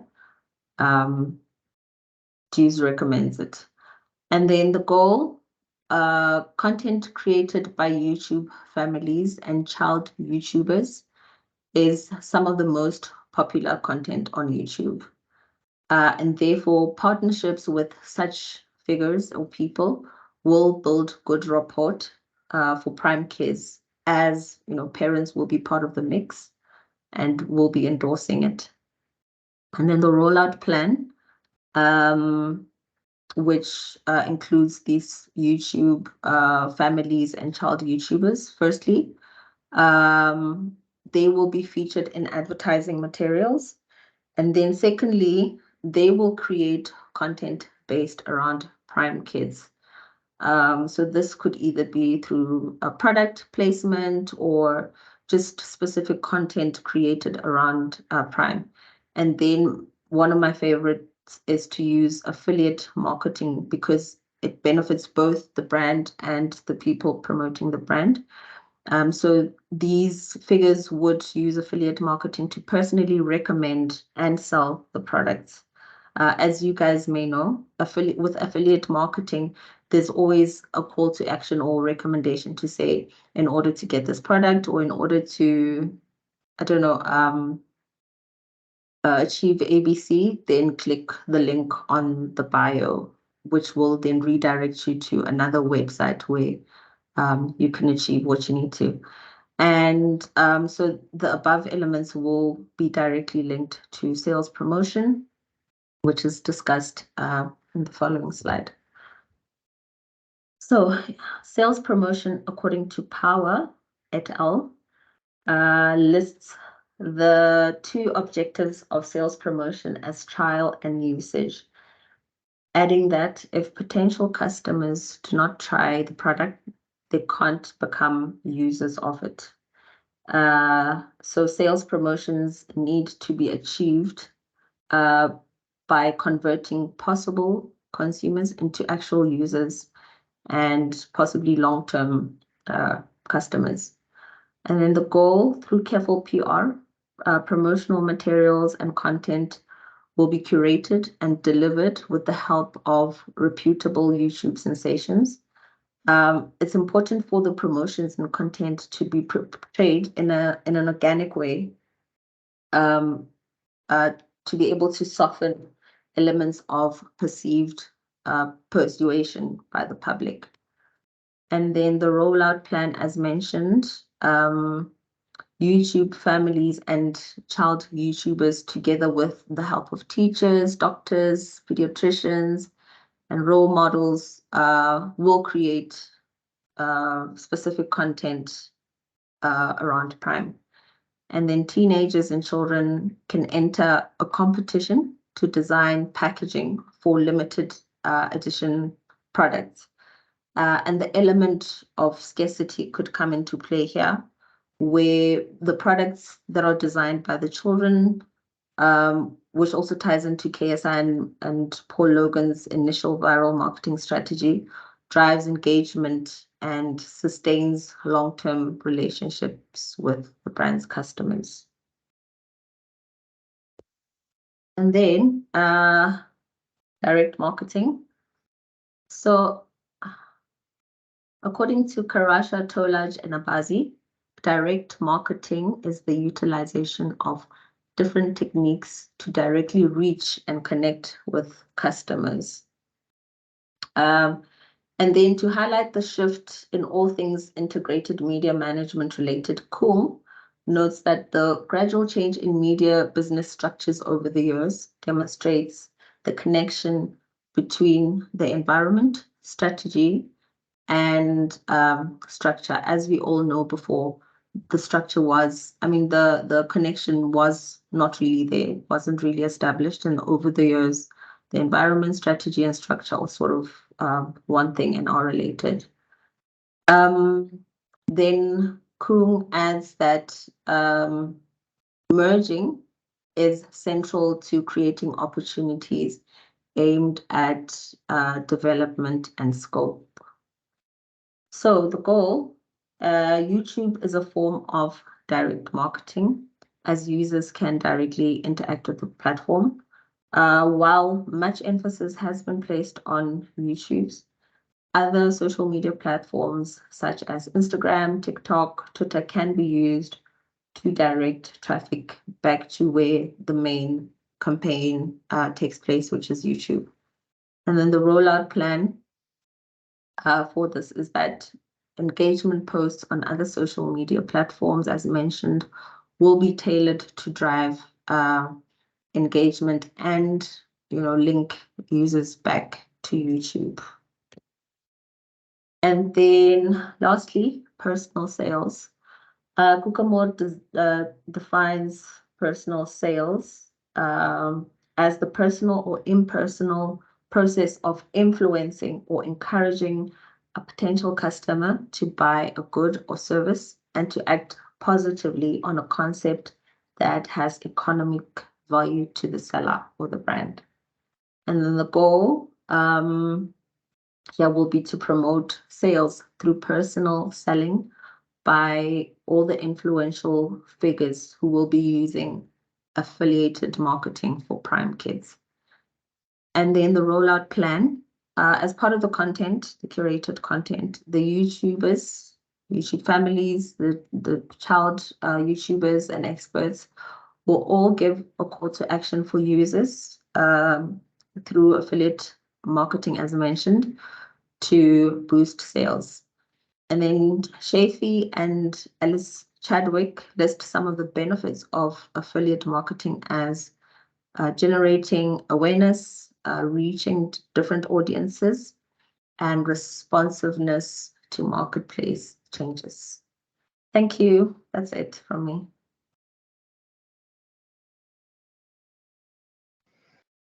Thank you very, very, very much, Nthabi Singh. It is an excellent assignment as well. It was a very good presentation. It was well put together. I'm going to give you some clappy hands and some love. I'll do those all at the end. So you clappy hands for now. Okay. So anyway, so I want to really well put together, and I must say, what I really like about it is, you are blessed because you obviously already work in industry, which is awesome because it gives you the opportunity to share, some of those insights with people. But I must tell you, one of the things that you did really, really well is I loved your source integration. Your sourcing, your academic foundation for your assignment is rock solid. Again, as well, I think you were one source shy, for thingy, one of the, but I can't remember, but you certainly had the vast majority, 90% of what was required, which was there. And like I said, the thing is, it's still, you managed to pull off some very good stuff. I love the source integration. Also, I must tell you, I didn't actually know, I think I mentioned this to you when we did the presentation.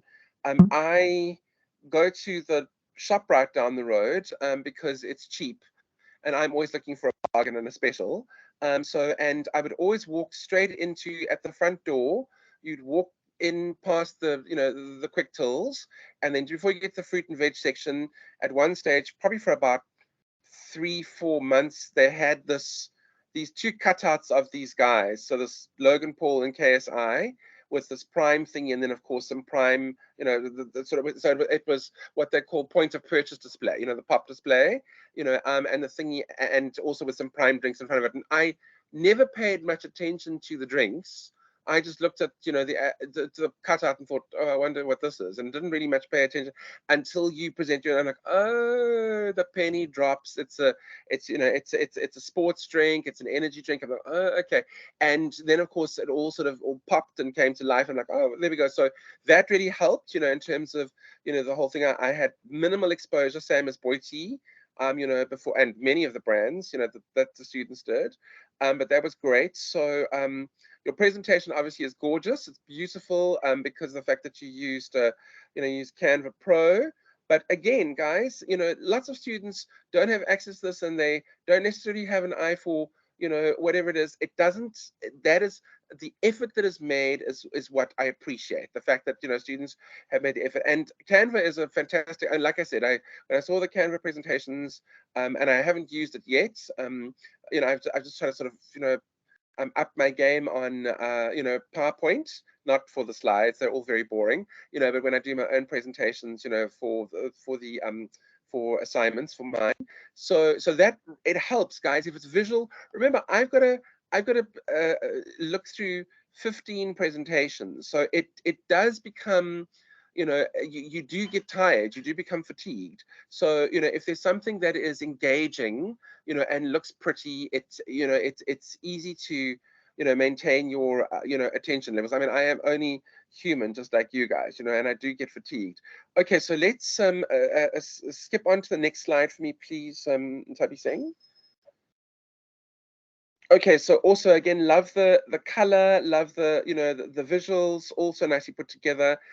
As with Dennis, my one criticism here is there is no academic sourcing. There is great sourcing to show the overview of the brand and where it comes from, etc., you know, which is great. There isn't a reason for why, you know, academically, why do we understand the brands? And I know I mentioned that to you in the thingy, but as I said to you, you know, this was something that didn't stick in the craw all that much, because overall the whole assignment was so well put together that you know, it was really, really pretty and really well done. So that, you know, something that I overlooked. And there were things, you know, with Uber, I'm like, okay. And again, guys, nothing is ever perfect. Like I said, when I get feedback on mine, it's like, Rob, you could have used more theory. I'm like, okay, that's a valid point. And I know I could have, and, you know, I had to, one of the things I had to do was an evaluation of video. And, you know, what they said is too much video, not enough theory. I'm like, okay, that makes sense.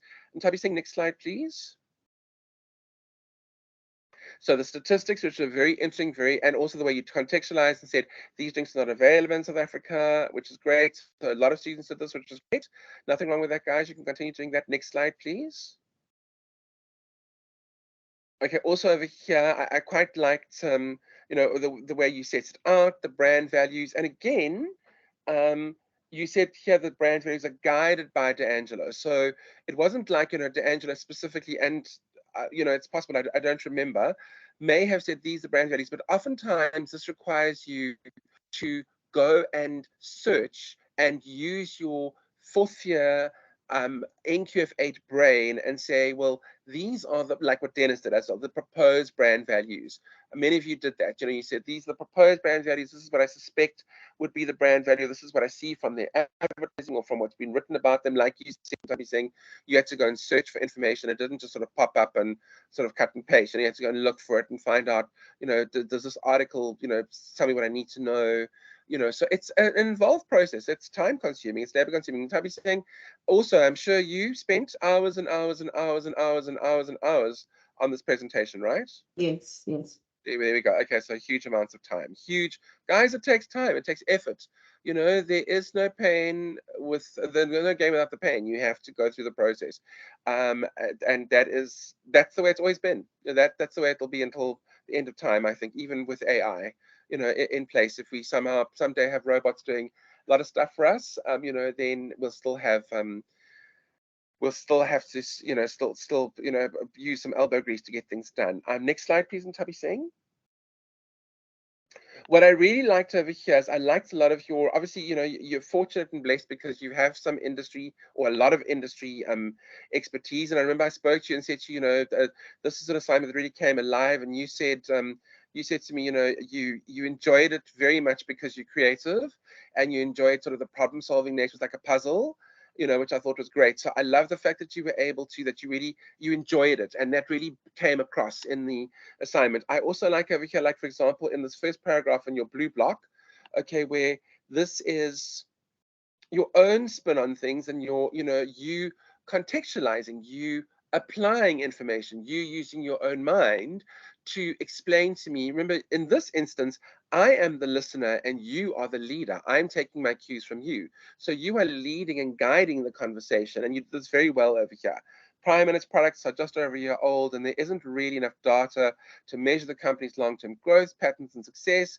But thanks to the power of social media influencer marketing, Prime's unconventional launch saw the brand achieve rapid growth. So I think that's really, it's just well thought through. You can see, that you using your intellectual capabilities to explain to me. I can see fourth year. I can see a student who's already in industry that I'd be very happy to endorse an industry and say, this is a student who knows what she's doing. If you ask her to put together an integrated media management campaign that embraces old and new media and all the elements of the integrated marketing communications mix, she'll be able to do that very comfortably and provide for you some sort of strategy which might work. Okay, so it's not because that because you're bad at what you do that it wouldn't work. Sometimes strategy doesn't work because we don't understand the market, or because it doesn't for various reasons. You need to go figure that out afterwards and do a post-mortem. But it certainly has all the elements of rock solid strategy. So I like that. I like the background also. Some of the stuff that you included here, background, creating a hype, official launch, love the visuals, which is great. Also love what you wrote over here at the bottom of the middle, over here about scarcity marketing, about creating demand, limiting supply, and how you contextualize that as you spoke, and you mentioned it and then applied it to the brand, which was great. It wasn't just, a cut and paste and stick job, and I've said what needs to be done, checking the boxes. It was actually, I could see the brain working. I could feel, there was a transfer of knowledge, and you even said how you learned through the process, which I think is so critically important, when you do this stuff. So that was well done. Next slide, please. Love this as well. And here, of course, here come your academic sources. Okay, so each one is grounded in academia, which is great. Also, I like the fact that there were a few students who said that you didn't feel that there were certain elements that you see, the campaign or rollout strategy didn't comprise personal sales necessarily. I mean, if you have a look, they didn't personally go out and go and sell the drink, and it wasn't in your face, so it wasn't really personal sales. But the fact that, as I said to you, they had this display at ShopRite with the drink, is an example of point of purchase. So it has undertones of personal sales. It's not really personal sales. It's more like a sales promotion, because they're trying to put it in your face and make you aware of it. So what is the aim of the sales promotion? Awareness. They didn't offer discounts. They didn't do a buy two, get one free or a combo deal or whatever it was. None of that was in place, but there was certainly a presence, to create awareness, because obviously they were introducing it to the market. So in that respect, they did it well. But also, you were critical of what they didn't do, which is great. And you should be, and you need to be, because it's your job to then also for the S1, very, very, very important. It's your job to come up with new strategy. And as you can see, the onus really focuses a lot in the S1 on creating new strategy, which that is where the marks are coming for in your S1, to engage the brain and show me your creative thinking combined with your academic knowledge of strategy. Also, next slide, please. So love what you did there. Also the different colors, nicely put out together. Love this. This was so cleverly done, where you had headlines and you used cutouts of newspaper logos, and the way it looks like newspaper clippings that you plucked across the page, which is very creatively done, and didn't require huge amounts of graphic design, whatever. It was just it looks like strips of a newspaper, which is cool. Liked your explanation that concern of consumption for underage children, etc., etc., etc. So that was oh, sorry guys, I also you must please hold your questions. I will throw the floor open afterwards if you want to ask questions to Dennis or Ntabi Singh. If you guys might have questions you want to ask, I'm sure they can field questions. Also loved over here your Chloe and Buck. Okay, this was fabulous.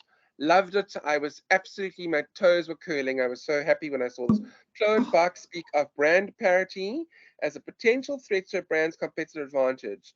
Wonderful. We didn't discuss brand parity that much in class. We did cover it a little bit, but there we go. You took theory and applied it very well, very successfully two things. What is brand parity? If I walk into a store and there's a Red Bull and there's a Prime and there's a Gatorade and there's a Lucozade and whatever it is, which one? And Red Bull's not really or it is an energy drink. I don't know if it's a, if it's a sports drink, but anyway, okay, so that whole thing. And what you have is a whole bunch of choices, and one doesn't really stand out above the other. So you picked up on that. You went and found the specific,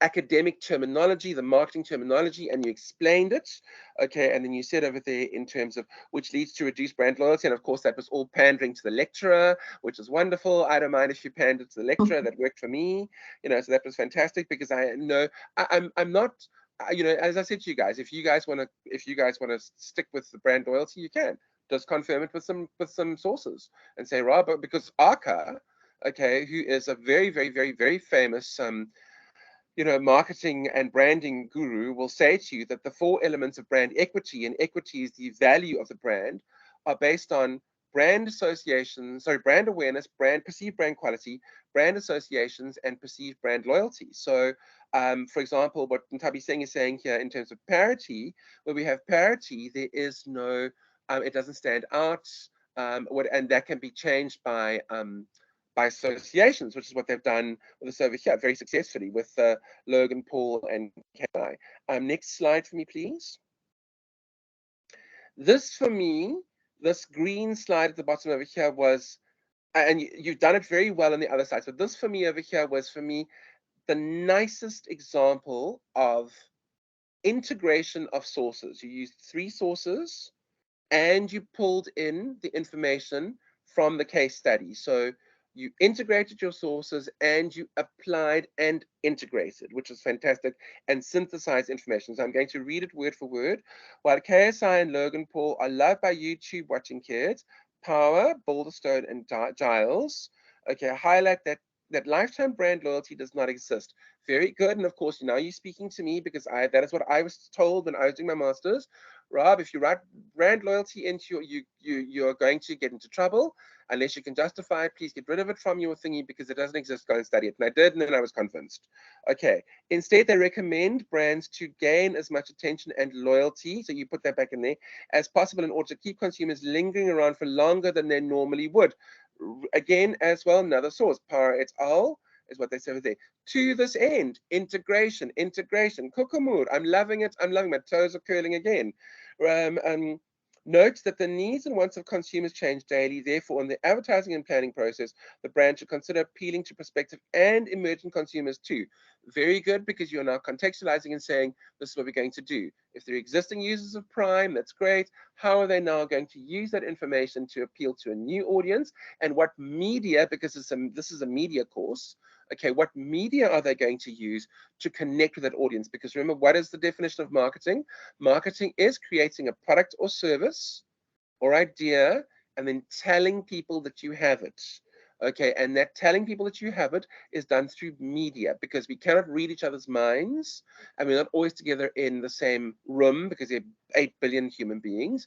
Okay, so we can't always speak to each other. How do we communicate en masse? How do we communicate with each other on scale?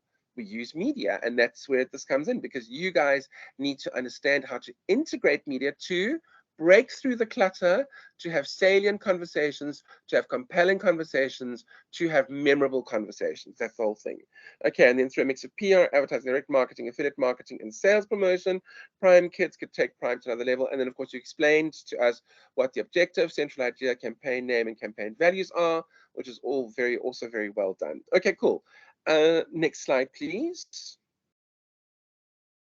Love the visual, very pretty, very nicely done, very well put together, looks stunning. Love the whole milk, where she's got milk spilling over her, all over her, chest and all over her chin, and the guy with the one eye, sort of cyclopsical, which looks quite interesting. So love it. It's really, really good.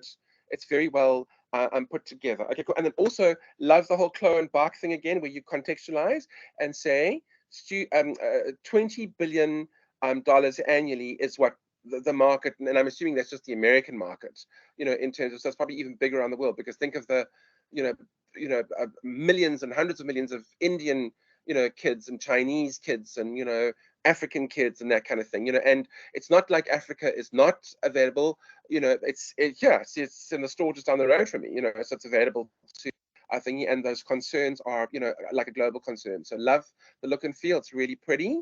Next slide, please.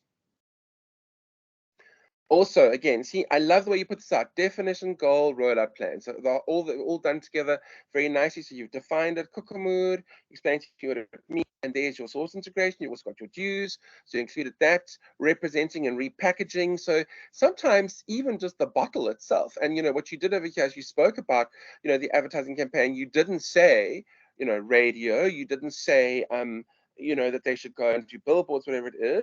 But what I liked is, look how you contextualize. Advertising is more cultural or for purposes of relatability. It's important to base the advert on elements that are present in their daily lives. And you said, they don't like fruit and vegetables. They hate them. They don't particularly like doctors or teachers. Some of them they do, but not necessarily. But they do like role models. Okay, and so that's a way to create relatability. And then you take it back to the whole idea of the source integration. You're saying, it's about brand associations, which is important. Okay, and then what you said is, adverts of the campaign will feature influential pediatricians or select children as brand ambassadors, and that's really, really cool. Okay, and then you said what you would do over here is you'd roll out this advertising using social media, which is cool. It would have been nice to see something beyond just social media, but the thing is, you have established the pattern, which is to use adverts. So that would be something as well. I say I would have wanted to see something beyond that over there, but everything else is really, really well done in terms of that. And you've justified your choices if you look at the rest of the of your assignment, which is really good. And again, as well, if it was just social media, that's not an integrated campaign. If it's only advertising and it's only billboards that's not an integrated campaign. And you need to be able to see and the lines are very blurred, and that confuses you. But that is why you guys, are in the class, to be able to unpack that and explain that and be able to understand that and then, unpack it, and demystify it for your clients when you go into industry. And the client is going to say to you, I know nothing. Show me from the beginning. I'm hiring you as the marketing manager. What do we need from scratch? And you're going to say, okay, let's do the whole thing. And maybe you will have a huge team that you're working with, and you'll just be the media buyer or one of the media planners or, the integrated media management specialist or whatever it is. And they might say, listen, you're it. We can only afford one marketing person. You've got to put the whole thing together. And they'll say to you, you've got a, 500,000 Rand a year budget or 20,000 Rand a month budget, whatever it is, that's what you're going to do. So in that case, you're going to be doing all the work. You're going to have to go and in some cases, they might say, well, you've got a 5 million Rand a year budget, get a consultant. And then what you do is you coordinate and the consultant reports to you. But, you're going to go there and then you are going to, tell the consultant what it is that you want. And then they're going to come and do a presentation like this. And you say, okay, and then you're going to hire the consultant. So, those are some of the elements, guys, but you need to be able to integrate, and explain why you're integrating and explain how. Next slide, please, and Tubby Singh. Okay, so love this. Public Relations Society of America, again, contextualized with another academic textbook dues. Organization's main PR objective should be foster and develop public comprehension. And what I like over here as well as you're talking about partnerships, building good rapport, endorsed by parents, and then of course featured in advertising materials, creating content based around prime kids. And the one criticism that I'd have here as well as you focus on public relations and saying how prime kids is going to be good for kids because it's not going to have too much caffeine and that kind of thing. You didn't specify enough for me, but also limited amounts of time, limited amounts of space, etc., and there are many elements to cover. So what you've done is you focused on this one over here. I would have said to you if we were doing an evaluation, this is something you might consider for your S1. Focus not just on the PR but also the publicity. So what's the difference? The public relations is building the good, goodwill towards the brand. Prime for kids is very healthy. It's not got caffeine, etc., and then do a flash mob in, Cresta, and get the Citizen to come take photographs and stick it onto their digital platform, and there's a front page, the Citizen tomorrow. It's like, flash mob goes crazy at Cresta, whatever, that kind of thing. So something along those lines. But what you did cover in the previous campaign is the way that they were being grilled for the fact that that it's the high caffeine content which could stunt children's growth. And so this your campaign was a specific response to that in terms of the goodwill. So I think that was well done. It really was. So and Tavi saying these are just little nitpicky points. Overall, I thought you did a very good assignment, and it was really great. So thank you. Next slide, please. Sales promotion, again, well done. Well put definition, goal, rollout plan. Okay, what is sales? I love the whole idea of trial and error or trial and usage, because you're trying to get people to convert, which is excellent. That's really just the essence of it. Okay, and you can see there, careful PR, promotional materials, content will be curated and delivered with the help of YouTube sensations. Okay, so you're creating, and you can see there YouTube families and child YouTubers together. And so what you're doing is you're trying to get them to boost your sales promotions by creating these endorsements and these brand associations, which I think you did really well. So love that.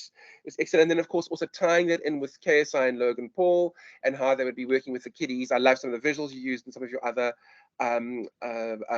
slides. Next slide, please. Excuse me, sorry, I'm still quite sick. See the slide over here with him standing over there. Sure, you can see he's a boxer. Hey, he's yeah, he's got yeah, big muscles. Okay, cool. So love this at the beginning. Karaksa, Torlaj, and Abazi describe direct marketing as the utilization of different techniques to directly reach and connect with customers. Again, give me the kung, again the kung. So it's all well integrated. And I love this point that you made over here as well. Note that the gradual change in media business structures over the past years demonstrates the connection between environment, strategy, and structure, and the merging of old new media. Very important, very well done. Ads, the Kung ads, actually not Kung, King, ads are central to the creating of opportunities aimed at development and scope. Love the visuals. What is your aim? Okay, and then of course, your rollout plan, Instagram, TikTok, Twitter, in terms of direct marketing. And this, of course, is the most important thing, because this is the slide around social marketing, so around social media. So if the strategy that you propose only has social media, guys, then it's only direct marketing.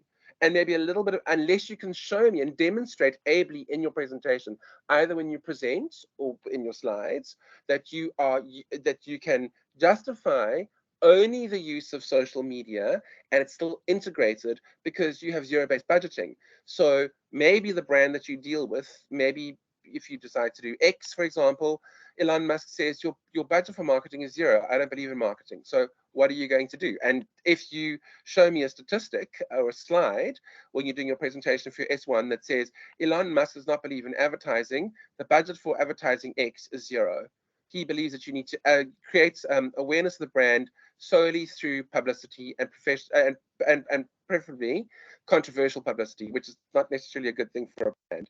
Okay, so then you have your justification, but then you still need to show me how you're integrating across direct marketing. So direct marketing becomes your predominant medium, okay, or your predominant element of the mix, and then so Instagram is your medium, YouTube is your medium, Facebook is your medium, etc. But I don't know, would X go onto Facebook? Does X even have a Facebook page? I don't know. Does Facebook have an X page? I have never looked at that. I don't know. Does Instagram? I know that Instagram and Facebook are together because it's Meta. I don't know. I honestly don't know if social media use other social media. I've never looked. So that's something you guys can explore and put into your S1. Also, again, love the layout, really pretty. Love the contextualization. Him in, rah-rahing, it looks like some sort of promotion somewhere, with stuff in the background. Next slide, please. Love the visual at the top there as well. It all looks so pretty. Okay, and again, you can see, I love the definition. Kokomu says personal selling is the personal or impersonal process of influencing and or encouraging a potential customer to buy a good or service. Contextualize. What's the goal? Promote sales through personal selling by the influential figures affiliated with Prime Kids. Okay, so again, it's kind of like a Barbie strategy. Okay, oh, mommy, You know, I see that, you know, whatever kid, you know, Greta Thunberg is no longer a kid. I think she's like 23 or something now, you know, is drinking Prime and saving the environment. So, you know, can I get a Prime drink, that kind of thing. So you can see the YouTube families, children YouTubers, experts and role models will give a call to action for customers through affiliate marketing to boost sales, which is great. And then of course, affiliate marketing moves beyond just the thing. So how do you roll that out then to the other elements? Tabi saying, is that your last slide? It is. Love it. Kiali Bocha, Gigi, whatever. I think that's I think Siabonga. Okay, loved it. Really well done. Very, very well put together. Thank you. Good job. So guys, I hope that this will inspire you, encourage you, not discourage you, not freak you out, not cause you stress and sleepless nights, whatever it is. Inspire you to see that this is what is going to make an S1 pop and fly and look beautiful and look creative and have all the elements. So this lovely dance and interplay between academic and non-academic sources and application and all of those things together in beautifully wrapped up in a beautiful package that looks, and I want to see and feel and hear your brain. I want to see, and if you're prepared and you're well prepared and you put together a good strategy, that stress and that nervousness that you feel before you do the presentation all falls away. And you can see I have never delivered a lecture once in my life where I didn't and ah. I even remember going to see Brian Tracy, who's a speaker, you know, and he was the best speaker of a whole panel of like 10 speakers, and he and ahhed all afternoon. He fumbled his notes, he dropped his notes. He was excellent because it was authentic, it was sincere. I'm not looking for, you know, some rehearsed thingy. I'm looking to understand your mind, looking to understand your brain, looking to see that I can confidently say, this student understands IMM4, the student is able to go into industry and is going to do a good job. And they've met the brief that was required in terms of the assignment. So that's really, really important. Guys, are there any questions? Please feel free to bounce questions to either Ntabiseng or Dennis, or to me if you like. I'm very happy to field your questions. Do you have any questions? Any questions?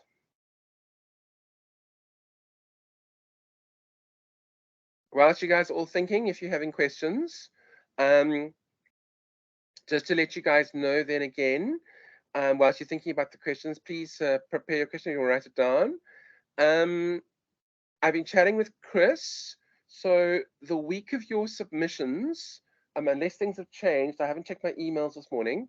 The week of your submissions, that is a week that I have 2 exams for my studies.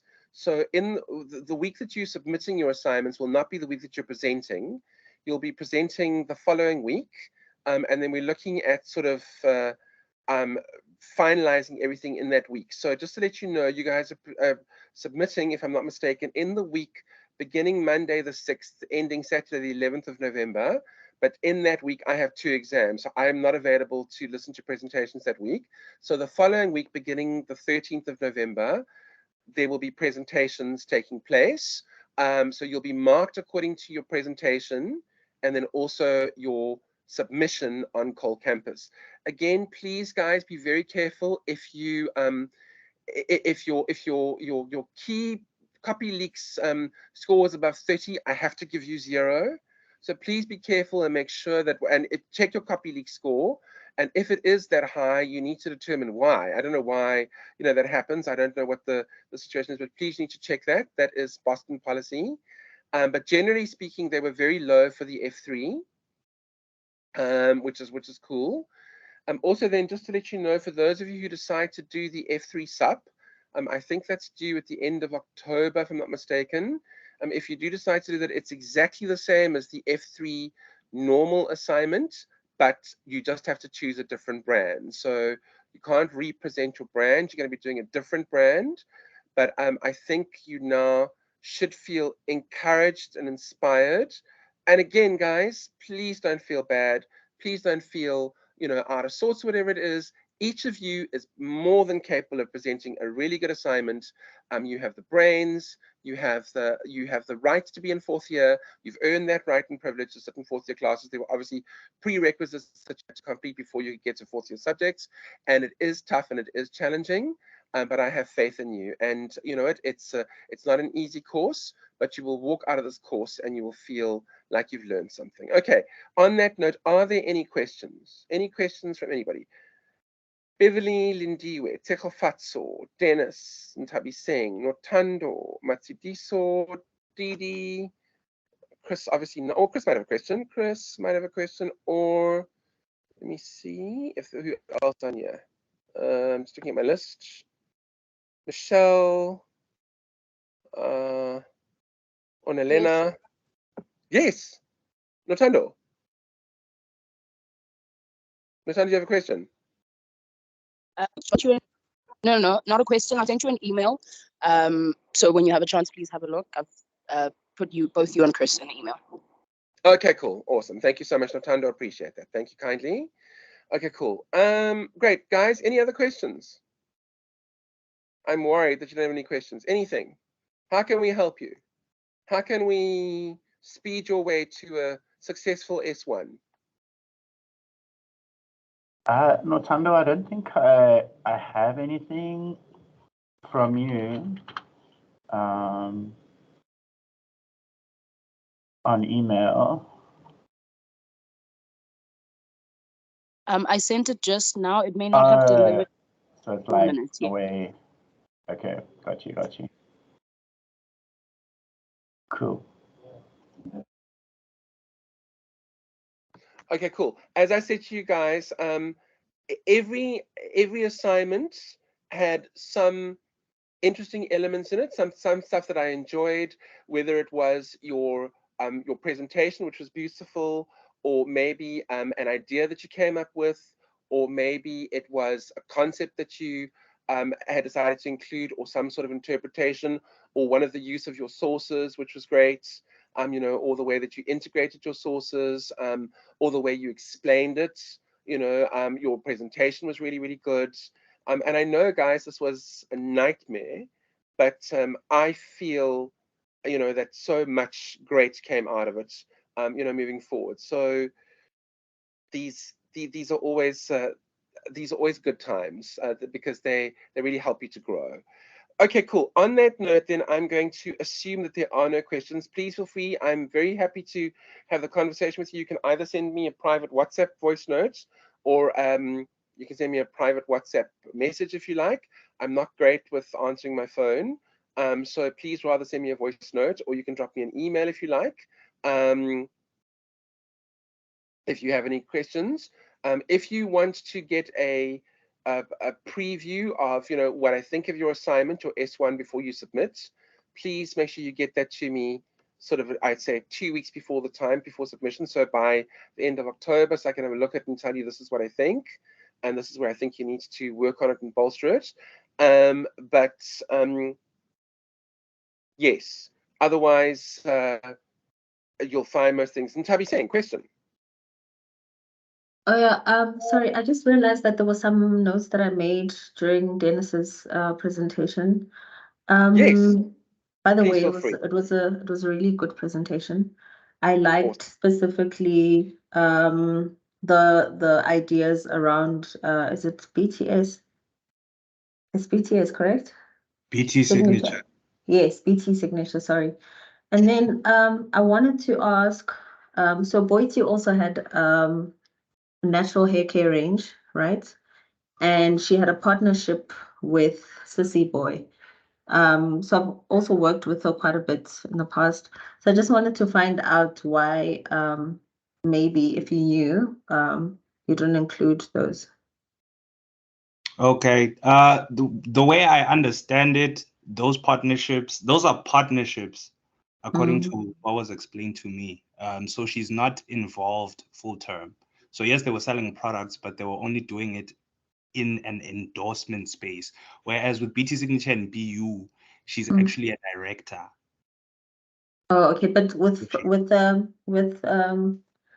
With BU, she partnered with Front Row Hair, didn't she? Yes, she did. So she sells her hair on their platform. Isn't that a partnership? But they basically created a permanent range for her to sell. Oh, I see. Yes. Okay. So yes, that is the parent. It's similar to, do you remember, I don't know if you know with what's Bonang's one? Bonang and MCC. Oh yes, yeah. Yes, it's a similar setup. Oh, So okay. MCC is the parent company, but BNG is the product they're selling through Bonang. Oh, I see. Okay. Yeah, Okay, cool. Thanks. no problem. Awesome. Thank you, Ntabi Singh. I really like the fact that students are asking other students questions, and students can answer those questions from their perspective. You guys are going to be working together in future. Unless you all hire me as a consultant, I won't be working with you guys in the future, lol. So you guys will be working together, so it's good that you guys get to know each other, and who knows where you'll bump into each other again. I must say I've never bumped into too many people from my department, but occasionally I might run into one or two of them. I think if I were in academia more, at a higher level, I'd probably bump into them more. But yes, so I'm glad that you asked the question, Tabi Singh.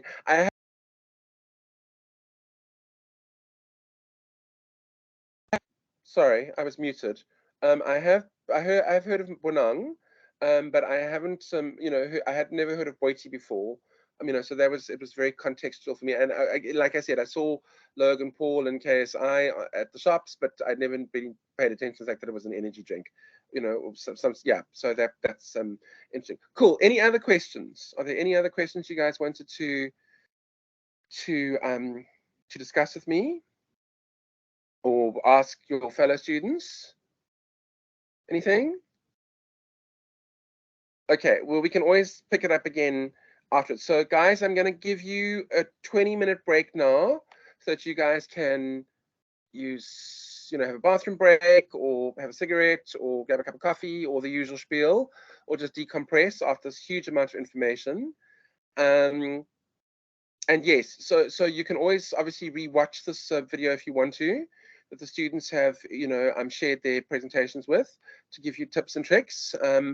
We will also revise and just sort of refresh the S1 so you guys are aware of. But again, as well, the crux of the matter with the S1, same as with the F3, was those last two slides. So it was creating new strategy. What was your overview, your objectives, your goals, your values, and then implementing that strategy and explaining that strategy in terms of the implementation of. So that's really, really important, guys. And that is where, so please make sure for S1, that is critically important, and even more so for S1, because it really has to tie very strongly to how you intend to solve the problem.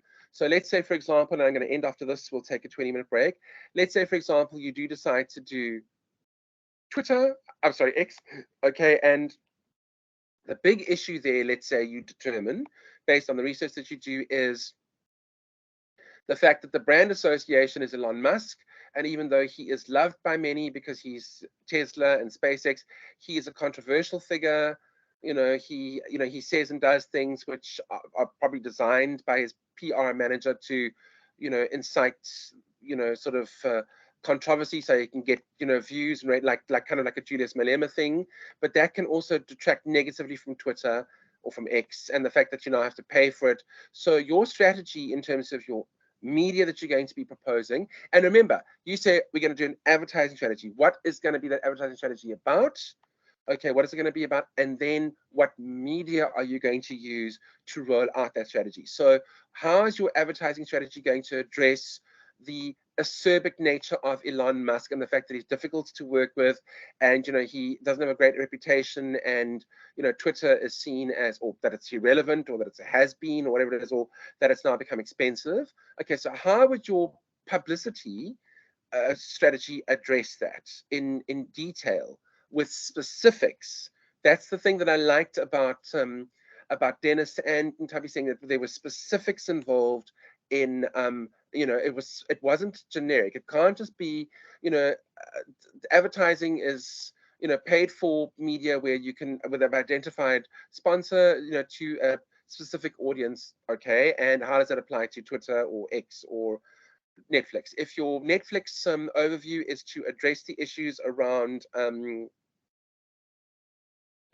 drop off in sales, or a drop off in viewership, or drop off in subscriptions, how are you going to address that? What are you going to do? How are you going to convince people to come back to your platform? And remember, you have to look beyond the platform. You can't just look at the platform. If you're advertising Netflix on Netflix, that is not not going to help, because you're not drawing in new subscribers. So if you have to choose a brand, a movement that you want to advertise on Netflix, that's different. But remember, you're choosing Netflix the brand, not Avatar 3 as something that you're promoting on Netflix. Okay, cool. So guys, I hope that makes sense. We can discuss again, and please, if you have questions, you're most welcome to ask them. Let's take a break. It's now it's now 10 past 3. Let's take a break until 3:30, and then we will come back and I will continue with today's theory for the class. Thank you for your time and attention. Thank you again to Dennis and Tabi Singh for your fabulous presentations. Thank you for sharing them with the students as good practice examples. And I hope that students will take those into consideration when they do their S1. It's cool. And well done to everybody else for submitting. And let's chat if you need to chat with me. Cool. Thank you so much. Okay, guys, I'll see you at 3:30. Have a nice break.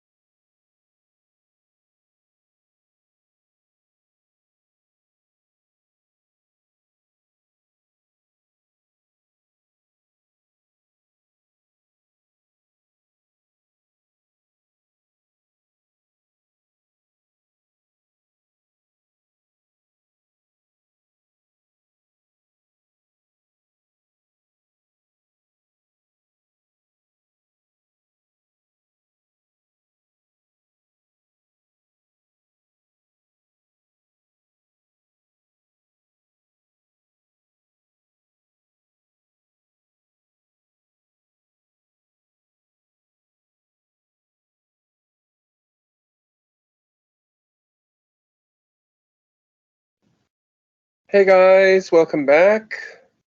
Hope that you guys had a nice break and are feeling slightly refreshed after huge amounts of information that needed to be consumed.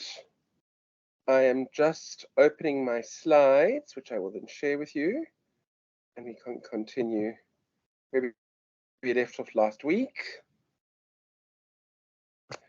You must please excuse where I sound. I've been quite ill, so I sound quite snotty still, but I am feeling better. Take your vitamin C, it helps. I'd run out, and I quickly went and replenished it after I started getting sick. Ugh. Anyway, okay, let's have a look. What's happening? I hear. Oh, there we go. Okay, Vanola's back. Cool. Okay.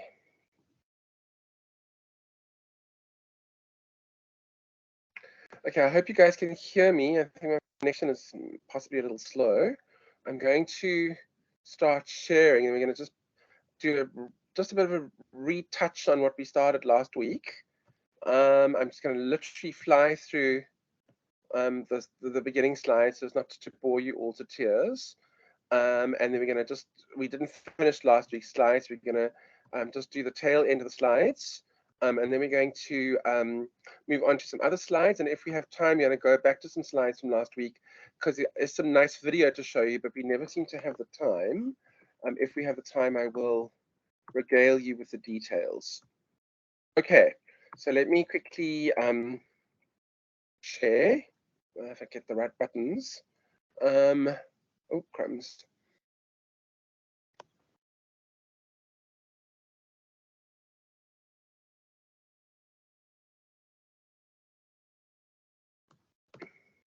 Okay, let's do this one.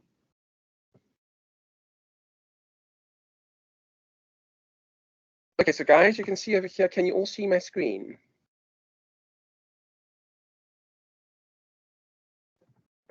Are there any hands that floated up in the goodie? Can you all see the screen? Can you all hear me? Anybody? There we go. Thank you, Dennis. Okay, cool. Okay, so guys, let me start with asking you a question. So you've heard from your fellow students today, and you obviously heard from me because I am very loquacious and sesquipedalian and verbose, as I just have been now in the last 10 seconds. What do you understand by culture? Let me ask you the question. What do you understand by culture? And then what do you understand by corporate or company culture? Because that's what we're busy talking about. So let's start with that. So anybody who wants to hazard a guess, what is culture? What is culture comprised of? What is culture? And maybe in light of the fact that we can start with a very simple jumping off point, as you guys remember, the weekend after you had finished literally the day that some of you finished your assignments, that weekend was a long weekend because Sunday was, the 24th of September was Heritage Day. So let's start with culture there. What is Heritage Day, as an example? What culture is that? What do you guys think? And whilst you're thinking about that, let me give you some, so please think about that. What is culture? What do you guys think? And let's have a look now. So obviously I have been paying attention, not too much because you can get really sucked into it like 9/11, where I sat in front of the TV for 3 days. Wasn't able to do that this time because I'm busy, as are you guys. But just looking at the difference in the cultural approach of Hamas and Gaza versus Israel and, sort of allies, United States, etc., and look at the differences in culture. So the one is obviously an Islamic culture, and the other culture is, and there are different types of Islam, and then of course the other is a Jewish culture. I have strong opinions about the whole thing. What do you guys think? In terms of as a starting off point. Obviously, there's some very hectic stuff that's going on at the moment, and a lot of it has to do with culture. I'm not saying across the board, and of course that doesn't excuse, inhumane behavior on either side of the fence from either group of people. Some of the horrendous things that have been done, which is not acceptable, as you guys know. But what it boils down to is a clash of cultures. What do you guys think? Any questions or any suggestions from Techofatso or Dennis or Onelena or even Chris, if you like, or Didi or Lindiwe Beverly or Michelle or Vuyo or Matsidiso or Notando? Maybe other people. Let me have a look. Is there anybody else? Anybody want to hazard a guess? What do you think? And guys, there's no right or wrong. Obviously, that's what's so interesting about this course. It's not like first year, but you have to right or wrong. It's what is your perception of culture? You can even speak about, if you don't speak about Heritage Day, please tell me what you think of the culture of Boston. What is the culture of Boston? And hey, we're all fourth year students, and you can be critical if you want. I mean, I don't mind. We're having an open discussion, or you can be, praiseworthy. I mean, Boston's wonderful. But Boston makes mistakes like everybody does. I do. We all make mistakes. So yes, what do you guys think? Any questions? Any thoughts?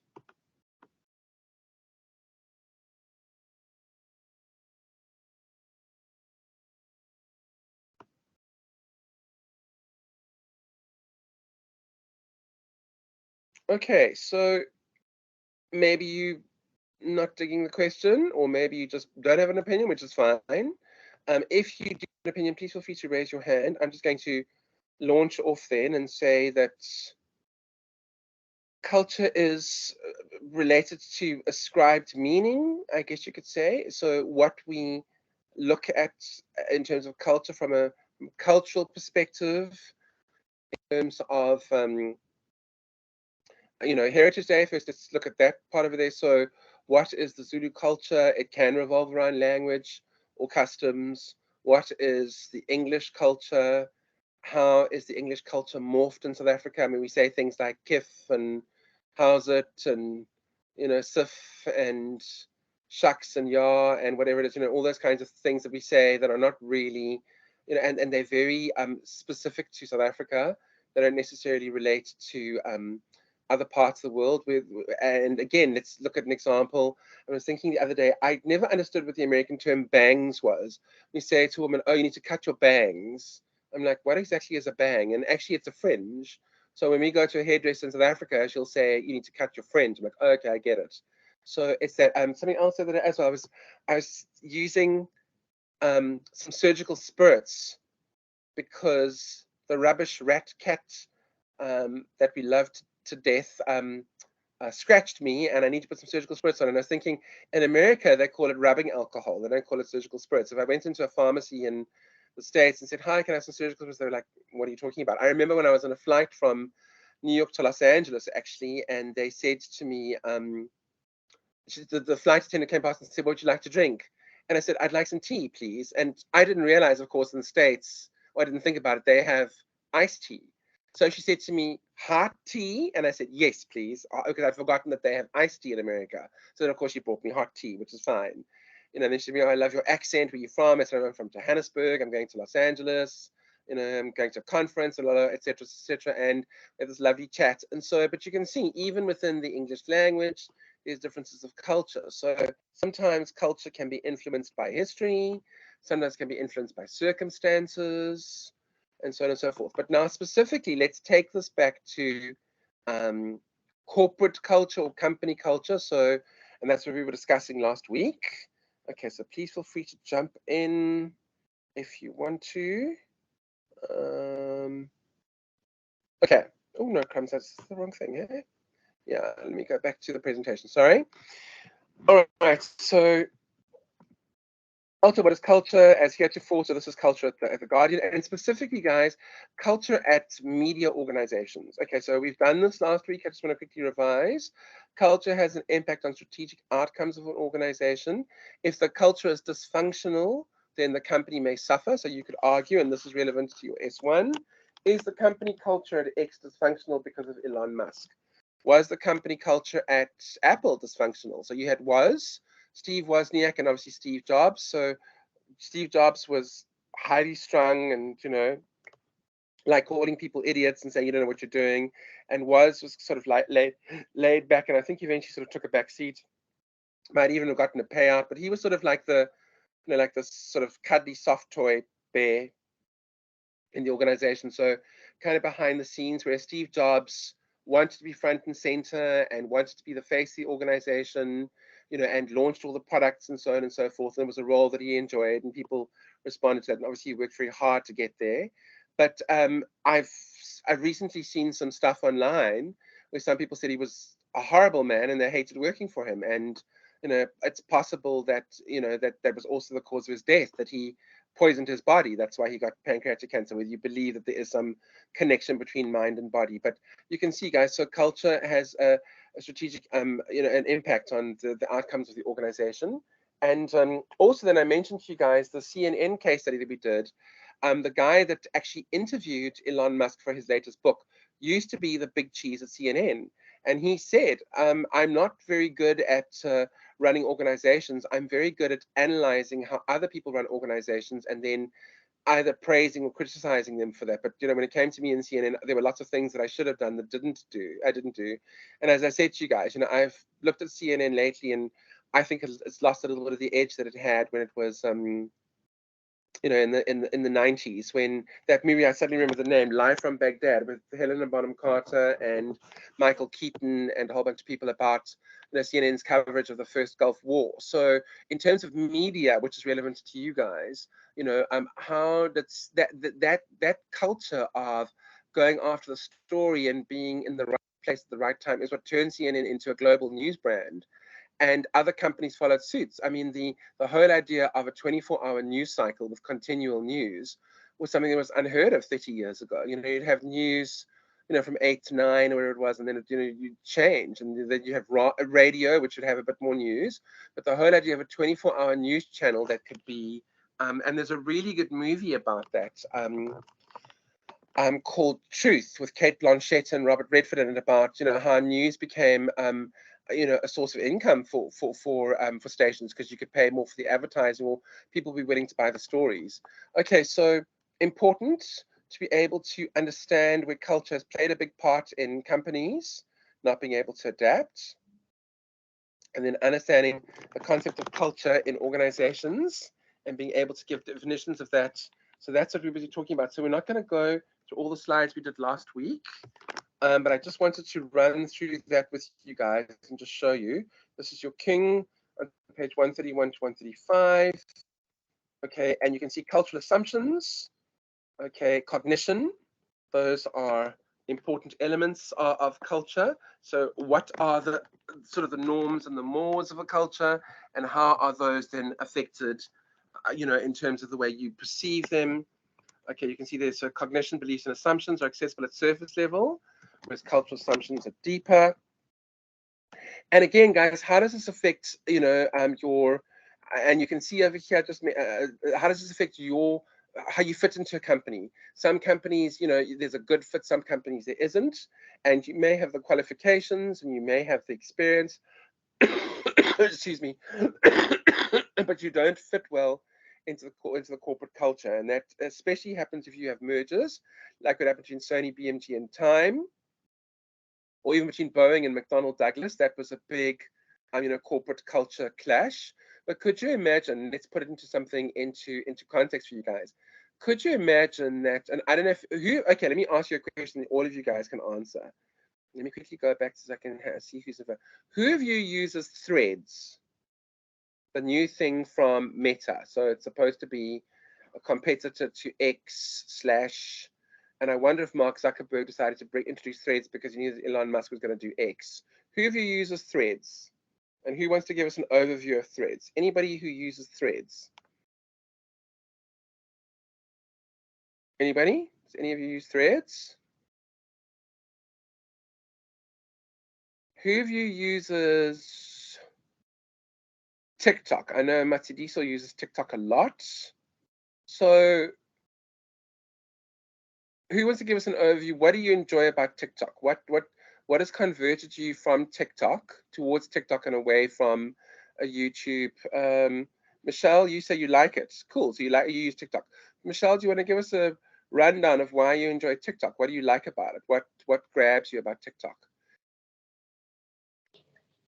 When I first started, it was basically about like having fun and just basically having like dance challenges and stuff like that. It wasn't political. There was nothing basically heavy about it. It was just somewhere you can have fun and stuff. But unfortunately now it's no longer like that. It's about politics. It's about outing people. It's basically it's a bit negative now. However, I still like it. And now the algorithms are bringing it compared to like in the beginning. So I would say that yes, I like TikTok, but I'm more into YouTube now. Okay. Thank you, Michelle. There's quite a lot of background there. So I got some of the gist of it. You enjoyed it initially when it came out, and then it's kind of like lost a bit of its mojo and flojo, and you feel sort of, a little indifferent to it now. I think that's what you said. Maybe you can just come back online and repeat what you said, but just can you speak a little louder? Because I think there's some people with you maybe, or maybe your TV is quite loud. Not sure. Can you come back and just give us an overview again of what you were saying? I'm not sure if you can, but thank you for your contribution. Anything else you want to add? Thanks for sharing. Okay, cool. Oh, it's live. That's what's loud. Okay, cool. No problem. Thanks, Michelle. That's cool. Thank you for coming. If you want to put something in the chat function, that's also fine. Thank you. Okay, so anybody else? Matsidiso, I know you use TikTok a lot, or somebody else use TikTok. I'm married to somebody who's absolutely addicted to TikTok, lives on it all day, every day. So I understand, and I'm often forwarded stuff via WhatsApp, some of which I look at, some of which I don't. It depends. Sometimes I find that the information is too much. I know that TikTok used to be short form. I think they now offer stuff up to 10 minutes long, which is, but let's say, okay, so nobody uses threads. Okay, so let's do something else. Let's say, what would happen if you merged TikTok and Facebook? So let's say Meta, and because TikTok is Chinese and Meta obviously is American.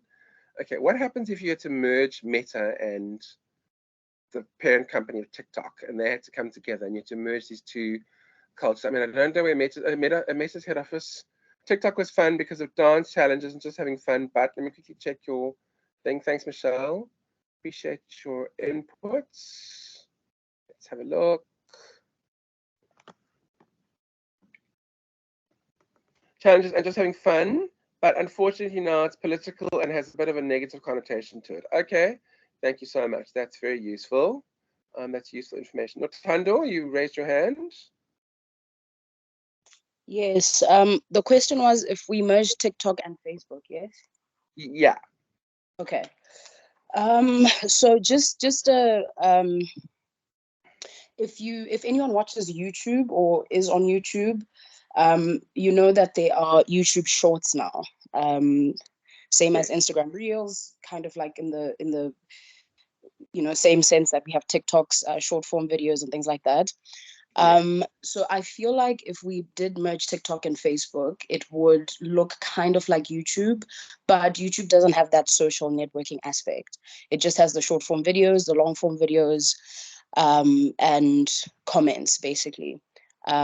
So I don't know if your question is, I don't know, would it work? I think it would, because there are versions of something like that. I've got a Korean student that I teach at work that uses a Korean app, and in the app there's so many capabilities that the app has. So it's got the social networking, it's like WhatsApp as well, but they also have like a store where you can buy things and send people gifts in your contact list. You can put in your number, you can catch an Uber from the app and things like that. So it might sound overwhelming at first to think about merging the two, but I feel like, just like any other app that gets released or any device that gets released, people might think that, it's too much going on, but the more people use it, the more they get used to it. And it kind of then becomes a convenience where I don't have to go to 3 separate apps to do one thing. I can just do that thing on that one app. It's the same as how I don't use TikTok, or I've never been interested in Twitter, so I don't use Threads. I've never been interested in TikTok because I've got Instagram. So with Instagram, it's the social networking aspect as well as the Instagram Reels. So they come in much later than the TikToks, maybe a week or two later, maybe even a month, but I'm still getting that entertainment aspect of short form videos. So I think it would work if that were to happen. Thank you so much. That's amazingly insightful, and I appreciate you sharing that with everybody. I think that's cool, and you know, I love your thinking, and that's the kind of thing that I like to see in your in your presentation. So you know, your opinions are valuable. You know, you guys are at fourth year. It's not a first year class where everything's got to be, you know, just shared with you guys, and you guys don't get to feedback. So that's great. Thank you, Nothando. That's very insightful. It's the same reason as well. I mean, I've read a number of articles that say if you're going to do social media badly, just focus on one, you know, and don't do more than one. So I only focus on one social medium and I leave the rest. I have no time for Facebook. I find it's very passé and very done. And whenever, you know, I put something on Facebook and, you know, 59 people send me messages in response, I feel bad because I just don't have the inclination to go back and say, thank you, how are you, thank you, how are you, thank you, how are you. And there are people who have unfriended me on Facebook because they, you know, think that I'm rude and I'm self-absorbed, which I am, which is terrible, you know, when it comes to that kind of thing, because I just don't respond to or like a lot of their stuff. So I prefer sort of more of a hands-off medium. But it's very interesting that you say that. So it really and truly depends. And I was shocked. I mean, as I said to you guys last week, I spoke to a lady in the United States who you know, who does a lot of media. She's done media all her life. She's a PR specialist, and she's based in New York. And she said, you know, that she said, I spoke to her about TikTok, and she said, oh, Rob, I don't use TikTok. You know, the market that I deal with is much older, and they're not a TikTok lot. They really don't use TikTok. So it's not for everybody, guys. It's not, you know, and you know, like I said, you know, the people who are closest to me who do use TikTok a lot are not of the age group that should be using TikTok. They use TikTok because they love it, you know, but definitely not, you know, definitely Gen X, you know, they're not, you know, Gen Z or, you know, millennials, whatever it is. So, or alpha, you know, whatever it is. So it's very interesting. But thank you, Nothando, for sharing that. That's very insightful. I agree with you on that respect. I think that feeling overwhelmed by, you know, too many apps and too much application, it's just too much. So what I tend to do is I just tend to keep it very simple. Otherwise you feel overwhelmed. And I said to somebody the other day, you know, as a supposed marketing expert, I feel very unexpert because I do so little on social media, but it's just because, you know, social media can take up so much of your time. You know, you really need to have a penchant for it and a love for it, you know. That's important. But thank you, that's very useful. Okay, excuse me. Okay, so all right, so looking at you know, the differences of cultures and bringing cultures together, that can be a challenge. And then we looked at obviously mergers in terms of that, looked at complacent culture. So, you know, newspaper journalism not moving with the times. I think it has now, but it didn't in the past. And if you then look at what is culture, and we looked at it, commonly held unconscious assumptions. So, for example, when somebody says to you, you know, that's not the way we do it in this organization, you might say, well, that's news to me, and it's something you have to learn. You know, in some cases, you know, you may you may learn the culture. You know, in some cases you may be born into the culture. But like, for example, just speaking about, you know, different cultures, I don't know if you guys remember, this must have been, gosh, maybe 10 or 15 years ago, so you guys are all very, very young.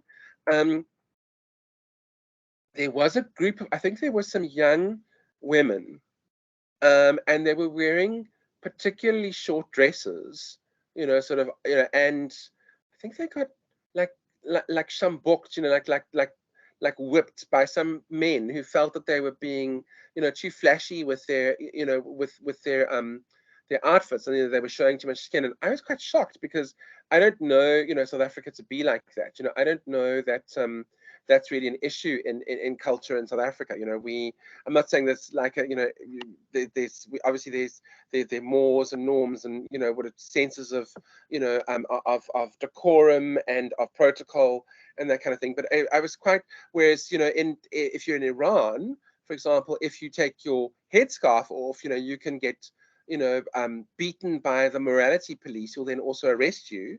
And that's what that big hue and outcry was last year, that woman in Iran who got, she was murdered. You know, she went into jail and she died.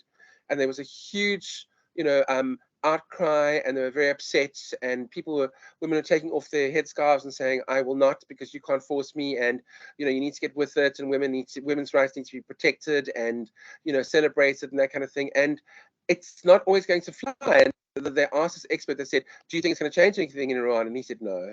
It's not, because, you know, you have the most supreme leader who's in charge of it. And I'm not bad mouthing it. It's very not Western, and we are quite Western in South Africa. But the thing is, you know, that is the way it's done. And you know, there may be many people in Iran who don't like it, but they either are afraid of going up against it, or they do like it. You know, and that's fine.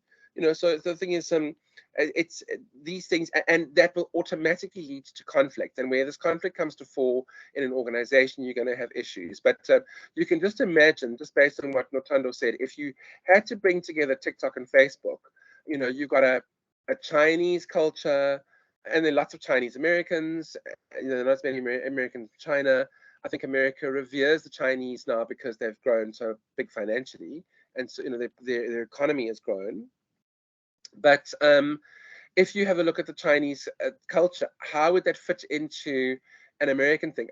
You know, I know very little about the Chinese culture. Are they very? I know they're big fans of Warren Buffett. You know, those are sort of Western orientated. Would the Chinese government even allow such a merger to take place? Because they would be afraid. I mean, at one stage they were even looking at stopping, you know, teaching. They said, if you're going to teach English to people in China, you know, you have to be in China. You can't do it online, because we're worried about these very Western influences coming through, you know, online, and it's actually affecting the Chinese population. They're becoming more sort of liberal and democratic and, you know, center left, and, you know, they are expecting freedoms that you would only expect in the West, and they were sort of a bit of a crackdown. So yes, Nothando, I actually wanted to ask you, are you happy to share? If you're not, then just stay mute. Are you happy to share what you teach to the Korean student? I mean, is it strategy? Is it English? Is it, you know, well, what do you teach? If not, then you can just stay mute. Oh, you've unmuted. Okay. No problem. I can. I teach English. That's English as a second language. I teach at a language school, English school in Rivonia called Avenue English. Okay. So it's very culturally diverse. We've got students from all over, Portuguese, French, all of that. So melting pot, basically. Okay. And is that an interesting what's what I'm looking for, sort of a place to observe this fusion of cultures and this difference of cultures, this melting pot, this polyglot? Yeah, 100%. Okay.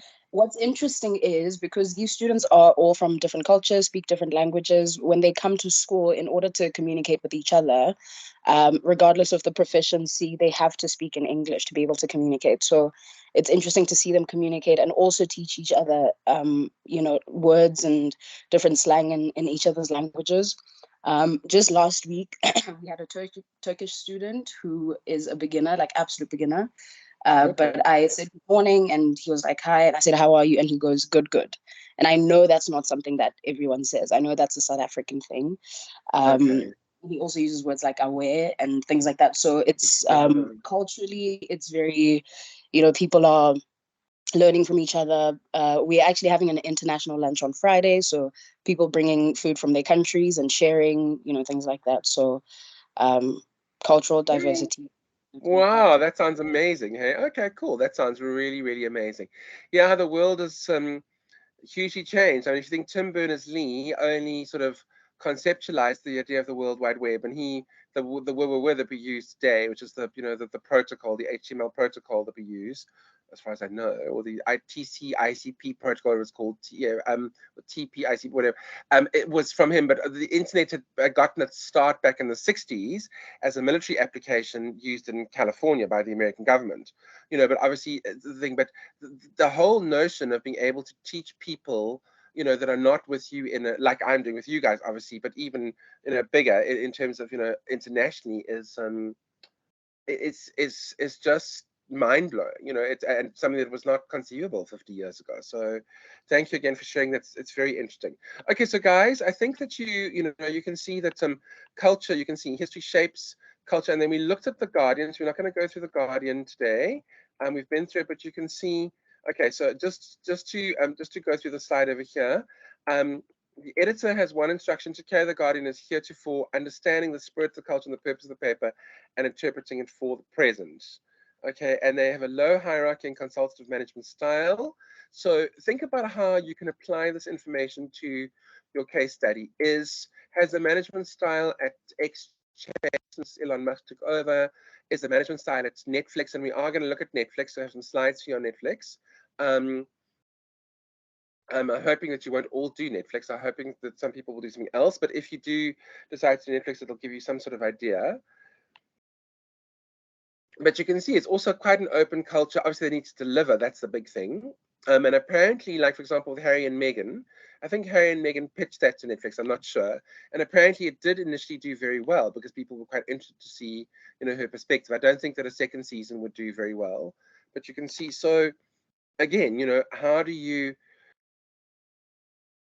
sort of a flat structure of culture, you can walk into, you know, the MD's office, you have to go through a secretary, or, you know, through, you know, your line manager to their line manager to the secretary, then to the big cheese, and it then goes to, you know, whatever it is. It's flat. You can, you know, you and the MD can have lunch together at the table and say how's it, and chat, and, you know, play squash together, you know, that kind of thing. So yes, these things all affect. And how does that affect the culture of the organization you're going to be looking at for your S1? I think that's important. Okay, so we went through these types of corporate culture last week. Okay, and then what I wanted to do is I wanted to play these for you over here. This is really about Steve Jobs and Elon Musk, but I'm worried about time. So if we have time, as you'll see there in your notes, you can go watch them. They're quite short videos, but they literally are not very flattering of either of them. Then they say that they're both tyrannical, and they are quite difficult to work with. Elon Musk was very much driven by his father, who you know, was his biggest critic, and that has sort of, you know, made him want to say, I'll show you, Dad, and I want to, you know, conquer the world. Steve Jobs, I don't know anything about his work style. I saw a speech of his once delivered. It was at a Harvard address, you know, where he addressed the students. I think it was a commencement address, or might have been a graduation ceremony, I'm not sure. And it was very inspiring. It was very cool. But that's the Steve Jobs with the smiles and the, you know, everything's, you know, perfectly in place, and, you know, makeup and, you know, whatever, and, you know, the nice Steve Jobs. I don't know what he's like behind closed doors. Same thing with Jeff Bezos as an example. All these wealthy, you know, men who were divorced because they, you know, came home and thought they could, you know, treat the wife the way they were treating employees, and the wife said, you're not speaking to me like that, dude. I'm not one of your employees. And that led to, you know, major issues. And then she said, well, that's fine. We'll get a divorce and I'll take half. You know, so I think that still makes them quite upset. But, you know, that's the way it should be, because, you know, a partner should be an equal, not somebody who, you know, necessarily is you know, that didn't talk down to. So it's very interesting. Okay, so I think that's pretty much that. Was anything else? No. Okay, so let me switch over to the new slides then. But if we have time at the end, we'll come back and watch these. I'm going to leave these ones open. I'm going to stop sharing for a minute and switch over to the other slides we're going to go through today. But again, guys, think about how this is relevant to your to your assignment. Okay, can you find points in King and use that will allow you to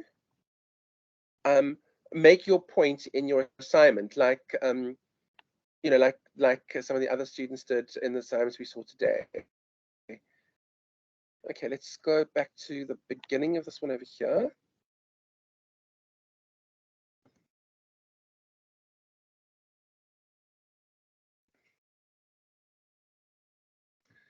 Okay, so obviously culture, spreads over to creativity as well, and there are various layers of culture. And while last week we looked at the Guardian case study, which is a newspaper organization, and they write good articles. I looked at one of the articles the other day, and what they now do is that they actually ask people to subscribe and to pay a fee, which is either a once-off fee or a like a monthly subscription fee. What I tend to do is if I read an article, I might donate $1 or $2 because I read the article. And what I sometimes find very, very occasionally, maybe twice a year, I think it's happened twice this year, I will walk into the local supermarket and I'll see a copy of a newspaper that's got a really interesting article. And of course, you're not really allowed to read them in the aisles. You're not really allowed, and of course, newspapers always put half the information below the fold, so you have to flip the newspaper. And I'm like, okay, well, it's 15 Rand. I guess I'm going to buy the newspaper. Then I'll buy the newspaper and then bring it home and I'll read it as a once-off thing. And I'll see how thin the newspapers have become. And you can probably find quite a bit of information online, but I was specifically looking, not everything that's online is always in the paper or vice versa. So there were specifics that I wanted to learn about a specific topic. I thought, well, let me just buy the paper. It'll also help to support them. But you can see, guys, that kind of thing, whereas with a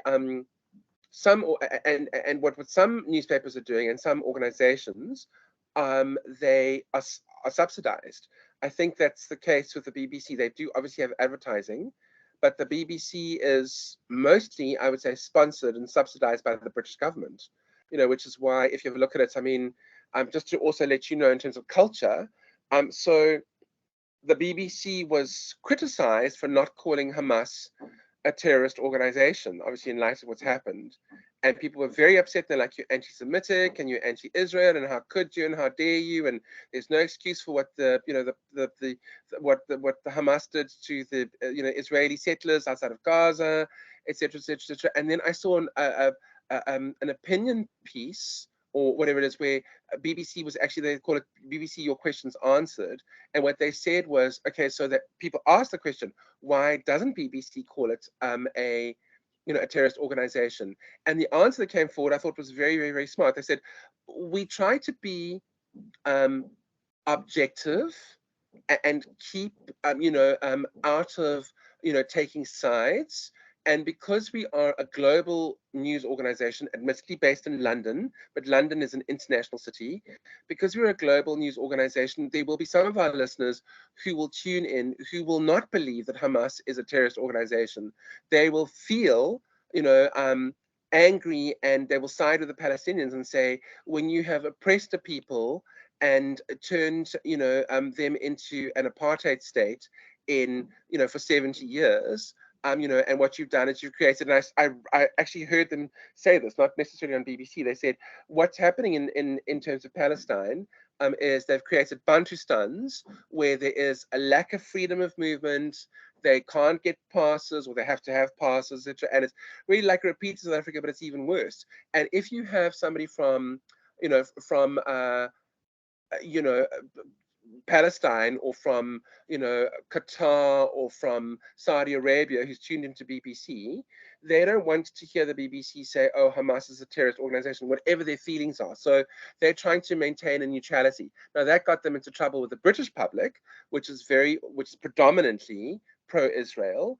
But the thing is, so it's one of those very difficult, but you can see how culture can affect so many things. And of course, culture and creativity, how specifically taking it now back to, your studies, how does the culture of an organization affect the creativity that comes out of that organization? If you feel like you're not in an organization where you can be creative, then you are going to, not be your best, not do your best. Okay, and then of course they have different layers of culture. I'm going to be looking specifically at the BBC's corporate culture. So let's have a look at what you should know by the end of this lecture. We're probably also going to spill over into next week again, possibly. Okay, by the end of this lecture, you should be able to discuss the BBC case study regarding corporate culture and show an understanding of the layers of culture. Students must be able to provide real life examples. Okay, so you guys can contextualize it. So let's actually throw the question open, because this should be something that everybody has an opinion on. Maybe, let's see. Okay, what do you guys think of the Israeli Palestinian conflict, and what do you make of what's coming out of the news? Because you guys are all in media, so what do you guys make of it? Let's see if we can get some discussions going. I don't know who wants to offer an opinion. What do you, and guys, there are no good or bad opinions here. I would say, if you had to ask me a question, as you guys know, I'm pro-Ukraine, and I would say that I do believe that Russia has no right to be in Ukraine.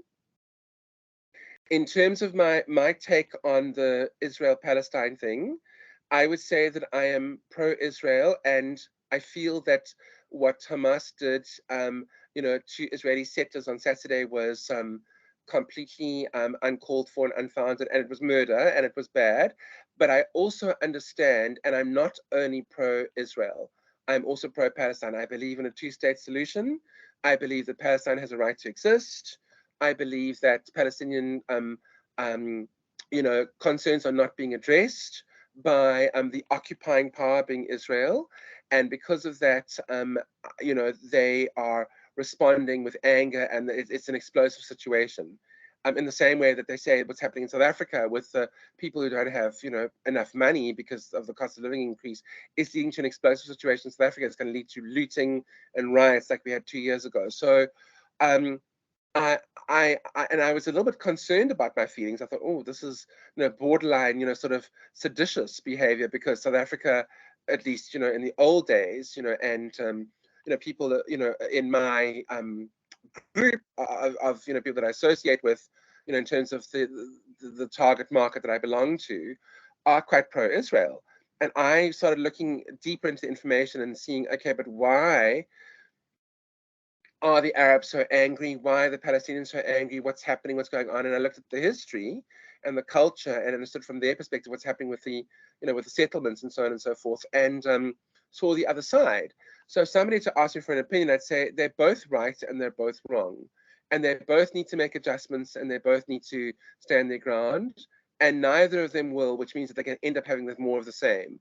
Because Israel's never going to have a lasting peace, and Palestine's never going to be free. That's the whole thing at this point in time, unless one of them changes, which they don't look, willing to do. But what do you guys think? I'd like to know, what you guys think, and we're going to take it back to media. What do you guys think? Does anybody have an opinion that they want to share?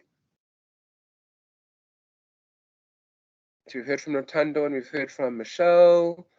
Tekofatso, do you want to add anything? Dennis, I know you spoke a lot today. On Lena, you've been very quiet today.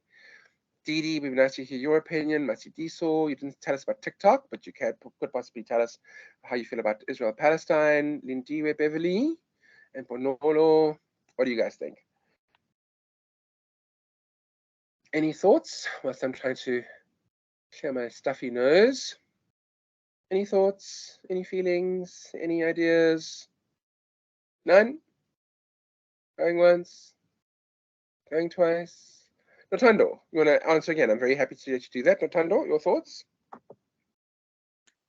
So I'm not very educated about the intricacies of this conflict and all the different nuance and whatever. Okay. But I am aware that this is a war that is stemming from, I guess, that it's a territory conflict, right? Yes. Yeah. So I can't say whether one side is wrong or not, but what I do know is that this conflict has been going on for more than 17 years, I think since 2006, Yes. because of the whole election thing back then, Gaza and all of that. And knowing that this conflict has been going on for so long, it could potentially go on for another 50 years, for all we know, if there's Yes. no resolution, right? Because these two entities both have different, viewpoints about what should happen, what's right, what's wrong. And so when that happens and a conflict is going on for so long, the only way that it can end if someone, does something, right? And unfortunately, doing something means an act of violence, which has now happened. And so now that's a break in the conflict where now, things could go one way or the other, where for the past 17 years, it's just been, back and forth, like this is happening and that's happening, and nothing's ever really been done or ever been resolved. So it's going to be interesting to see what comes from this attack. It's the same as the Russia-Ukraine war. It's something that's been going on for a long time as well. But then now Russia then attacked, and now we're trying to see like what direction the conflict is going to go. My manager is actually Jewish, so she also says I stand with Israel, I think. Is that a Jewish country? Yeah, or? yeah, that's right. Yeah. So she stands with Israel, whether they're right or wrong or whatever. But I think as someone that's not a part of the culture of both and doesn't really know much about what's going on, we only see the aggravator, I guess, or the attacker, and we say, no, this person is wrong. But, we don't really know the context and nuance, extensively enough to form that opinion. So yeah, for me, no one's right, no one's wrong. It's an ongoing conflict where there should have been a resolution, but there hasn't been. So someone has acted in violence, and yeah, the results are going to be, I guess, interesting, for lack of a better word, to watch. Absolutely, and I thank you so much for your input. I think it's lucid. I think it's intelligent. I think it's relevant, and I thank you. It's good to have opinions, and it's good to question the status quo and decide what is what people are. What people are doing, what they're expecting, and like I said to you, so thank you for your contribution again. I appreciate it. You're welcome to contribute as much as you want. If you're the only person who contributes, that's fine by me. I want the class to be interesting for you. Nothando, are you staying till the end of the class? I just wanted to check with you because I actually wanted to have a chat with you. Are you staying till the end of the class? Yes, I am. Okay, cool. So if you can please hang back before when we end, I'd like to chat with you, please. That would be great. Thank you so much. Thanks. Yeah. Thank you. So yes, I mean, and I felt quite bad because I've always been pro-Israel, and obviously, there's a bit of Jewish in my extended family and so on and so forth, and I had a look at this and I thought about it and I considered it, and I thought, but hang on, I was quite taken aback by the swing of Israel to the right. The fact that they were all challenging. What they wanted to do was they actually wanted to, denude the Supreme Court of power so that they could, make changes to, allow settlers unimpeded access to the West Bank. And of course, a lot of Jewish people went up against that. They said, no, that's not acceptable, and so on and so forth. And then there was Ben-Gvir, who is, I think, the Interior Security Minister, who aggravated the situation by going to the Al-Aqsa Mosque, which is the third most holy site in Islam, after Mecca and Medina, and went there and said, we're gonna go there, we're gonna pray there, we're going to hang out there, because to not allow Jewish people to be there is a form of racism. I mean, and this went down very badly with the Palestinians, and the whole thing that started on Saturday with Hamas has actually been labeled Operation Al-Aqsa Flood, because they're saying that we want to stem the tide of this thing, because if you're going to attack our holy sites, we're going to we're going to respond, and we're going to kill Israeli citizens, which I absolutely do not condemn. Do not condone. Sorry, I absolutely condemn it. I don't condone it at all. I think it's completely wrong what they did. To kill innocent civilians at a music festival en masse, to go into a kibbutz and go kill people, I think is, it's inhumane. But by the same token, I think the blanket bombing of Gaza by Israel is also inhumane. There are children dying, and it really is. How do we de-escalate it? And of course, what the South African government always says. And we are quite critical of them. I'm very critical of the government, although they've done a lot of good. I must say, I'm grateful for some things. But they always say we need to, everyone needs to de-escalate, everyone needs to strive for peace. And that's easy to say and not that easy to do, So again, guys, think about this. How does it go back to the corporate culture that you are looking at and also in terms of news, in terms of media? I mean, maybe you guys are going to end up in a media organization next year. So what happens, and also what kind of messaging will you be allowed to put out, from your media organization? What kind of advertising can you create? What kind of PR strategies can you do?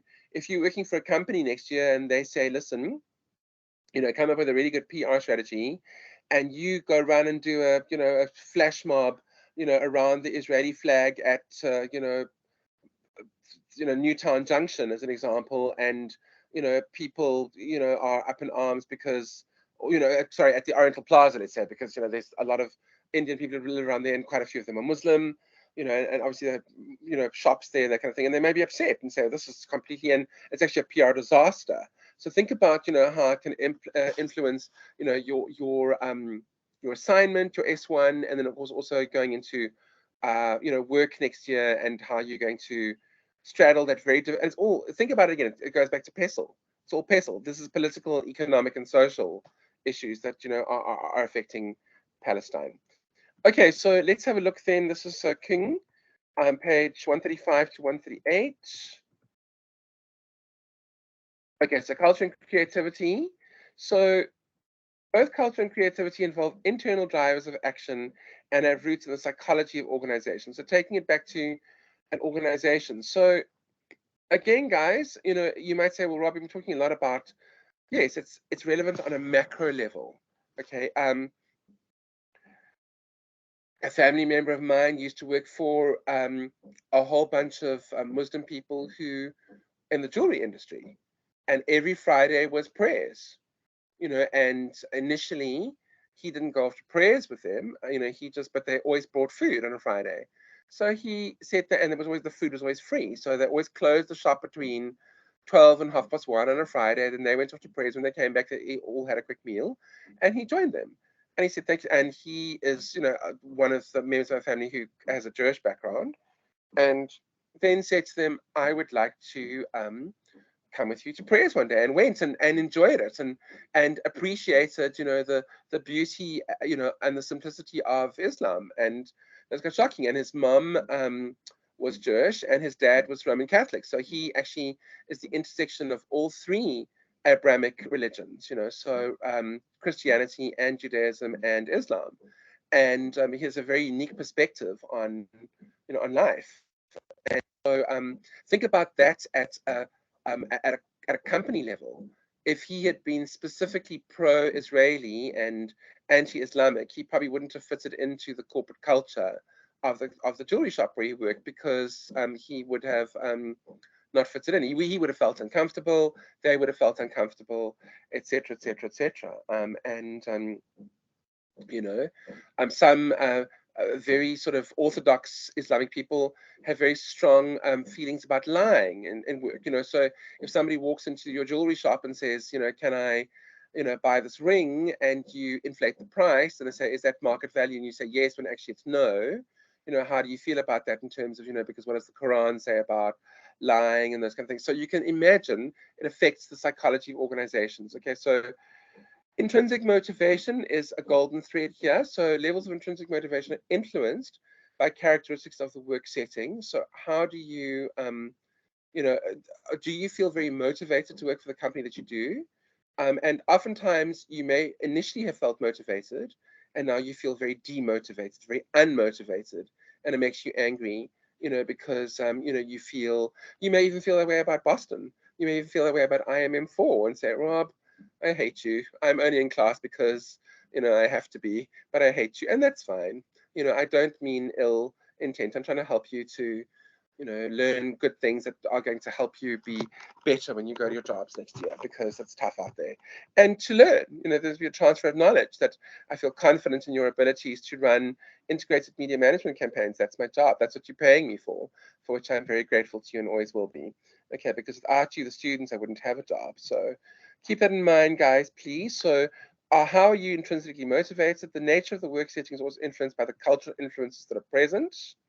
Okay, so in some cases, is there a water cooler culture? So you guys may know where this is. So does everybody gather around the water cooler or go into the kitchen and go and chili and gossip together and skinner about this one and say things about that one or whatever? It is in some companies that's kind of expected.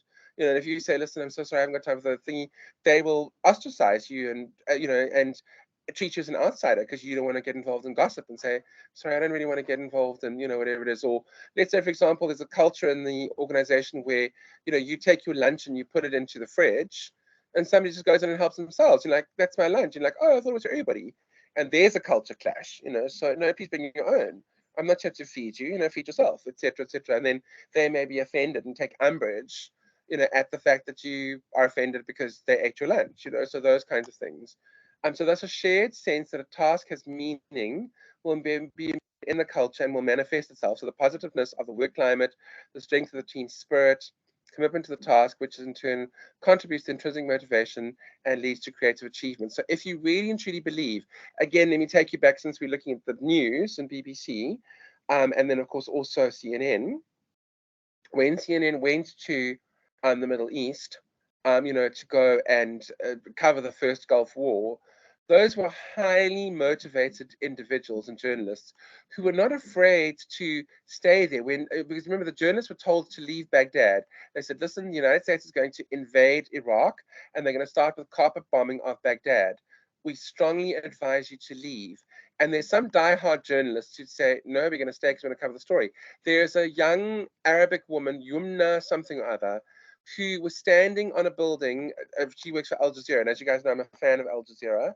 Standing on a building in Palestine, in Gaza City, and the next minute a building exploded behind her, about 200 meters away, and the bomb went off, as the missile hits, and she let out a yelp and and screamed, and she turned around, and they said, so Yumna, compose yourself, you okay? But she's still there reporting. So obviously what's important, she's probably very driven by the fact that she is a Palestinian woman who wants to get the Palestinian side of the story out to the world and show the West specifically that Palestinians are not bad people. They're just people like everybody else, and they've been killed. And they've been killed because they refuse to accept an Israeli occupation, in the same way that during the apartheid era, and this is the comparison they're drawing, in the apartheid era, lots and lots and lots and lots of black people were killed. They were killed by the state and some white people who were anti the apartheid state, and they were taken in. There was a guy, Neil Agate, I think his name was, another one, but there were quite a few. If you go to the Apartheid Museum, which is such a stunning museum to go to, you will see these people they went into detention like Steve Biko, and they came out dead. They never ever lived. And there was even a very, very good looking couple. I remember seeing this at the Apartheid Museum. Young couple. She was Indian and he was white. Good looking couple. I mean, these guys were yummy. They were really both deliciously good looking. And I'm sorry, you might say, well, just hold back on the perversedness there. I'm just letting you know they were really eye candy to look at, and they were having a relationship during the era where it was illegal for South Africans to have relationships across the color bar. It was unacceptable. The apartheid government said, you're not allowed to. And they were both arrested, and they were both taken and put on trial. And I think they both eventually left South Africa. I don't know what happened to them. I never followed the story. But if you go to the Apartheid Museum, you'll see photographs of them and that kind of thing. So you can imagine, if you are a journalist reporting, on the apartheid regime in 1983 or in 1985, when the state of emergency, and you're working for, the SABC, but you're working for one of the black channels, in inverted commas, or one of the black radio stations, you can imagine how you want to get the message out to your people, and say, listen, guys, we need to resist, we need to struggle, we need to we need to continue to struggle. And forgive me, you guys can all laugh me now and say, oh, Rob, this is pathetic. But anyway, so I have to share this with you guys. I used to belong to a really cool interdenominational multiracial church. And one of the songs I used to sing in church is called Tula Sizwe. I'm sure you guys know it. It's a struggle song. Tula Sizwe, ungabokhala, uJehova wako uzonqobela, tatsanansi nkululeko. So obviously it's like, be silent, nation, do not cry, your God will work it out for you, grab onto freedom, and that kind of thing. So how do you tell people that when they're oppressed, and you've got police shooting at you, and you've got working for an organization? So fast forward 40 years, okay, to 2023, and you've got this young Palestinian woman working and she is putting her life in danger, but she's highly motivated. She has this incredible intrinsic motivation, because she wants to get the message out and tell people, listen, I'm not bad just because I'm Palestinian. You know what I mean? And you have to admire her for that. She's incredibly brave. She'll probably win an award, for what she's done, if she doesn't die in this conflict, God forbid, because journalists get killed. They already killed 7 journalists in Palestine, so it's hectic. Okay, so the shared task that has meaning, it's embedded in culture, will then manifest itself. So that's really, really cool. Okay, layers of culture then. Culture has 3 distinct but interconnected layers. So we look at Shine theory. Okay, as you can see, we have artifacts in culture, we have espoused values in culture, and we have basic assumptions in culture, and they are all, 2 of them are explicit, artifacts and espoused values, and one of them is implicitly basic assumptions. Okay, so let's look at artifacts, behavior, dress style, rituals, publications, stories, etc. Okay, so I remember once when I was lecturing, and I'll tell you who it was. I went to, and this was many moons ago, I went to Varsity College to go to a job interview, and I rocked up in jeans, and the academic manager, like the Chris, who interviewed me, said, you're inappropriately dressed. And I said, oh gosh, I'm so sorry. You know, I really am, you know, really sorry. And she said, no, that's fine. And I still got the job. I was very fortunate. So this year, for example, you know, earlier this year when I went to apply for this job, you know, because I didn't teach IMM last year, I rocked up in a tie. You know, I said, oh, I'm sorry, I'm overdressed. They're like, well, you are a little bit, but it's okay. We don't mind. Just, you know, obviously, you know, your course is going to be online, so nobody minds how you dress. But, you know, so, you know, you can dress down a little bit, you know. And when you guys remember when I was in class with you, you know, I wore, you know, black pants and a black shirt. That's just because that's all I had taken with me to Joburg. You know, it's all that I had for my graduation.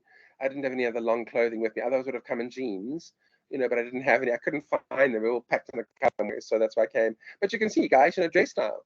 You know, in some cases, you know, it's appropriate to rock up to work, you know, dressed in whatever it is.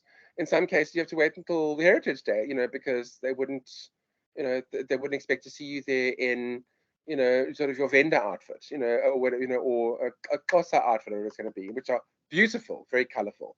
Okay, then espoused values, which are also explicit.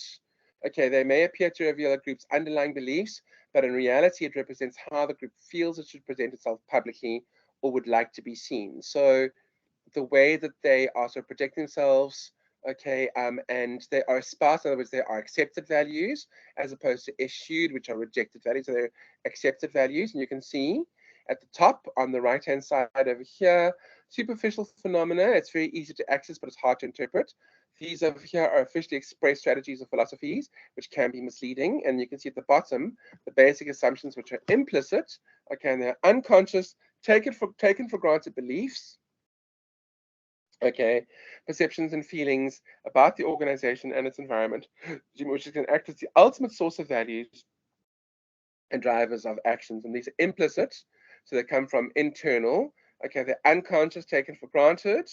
They're feelings, it's the essence of culture. So, guys, what from this slide could you use in your S1? Could you speak about, is the problem that your company that you're going to be analyzing for S1, is it a culture problem? So go and have a look, and then here you can have the information. So you have one source already. King, page, what's it? 127 to 135. Let's scroll up quickly and see.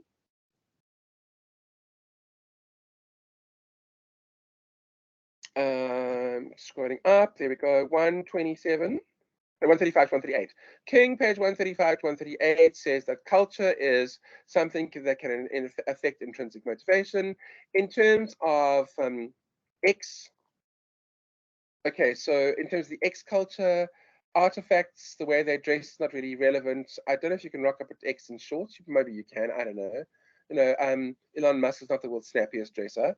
I don't think it's rock up in a suit and tie, you know, etc. So what is the behavior you're expected to, you know, do a lot of work, a lot of work. You're expected to go above and beyond. It's not an 8 to 5 job, but certainly more than that. You know, what kind of stories can you tell, etc., etc., etc., versus whatever. So think about how that can apply to your S1.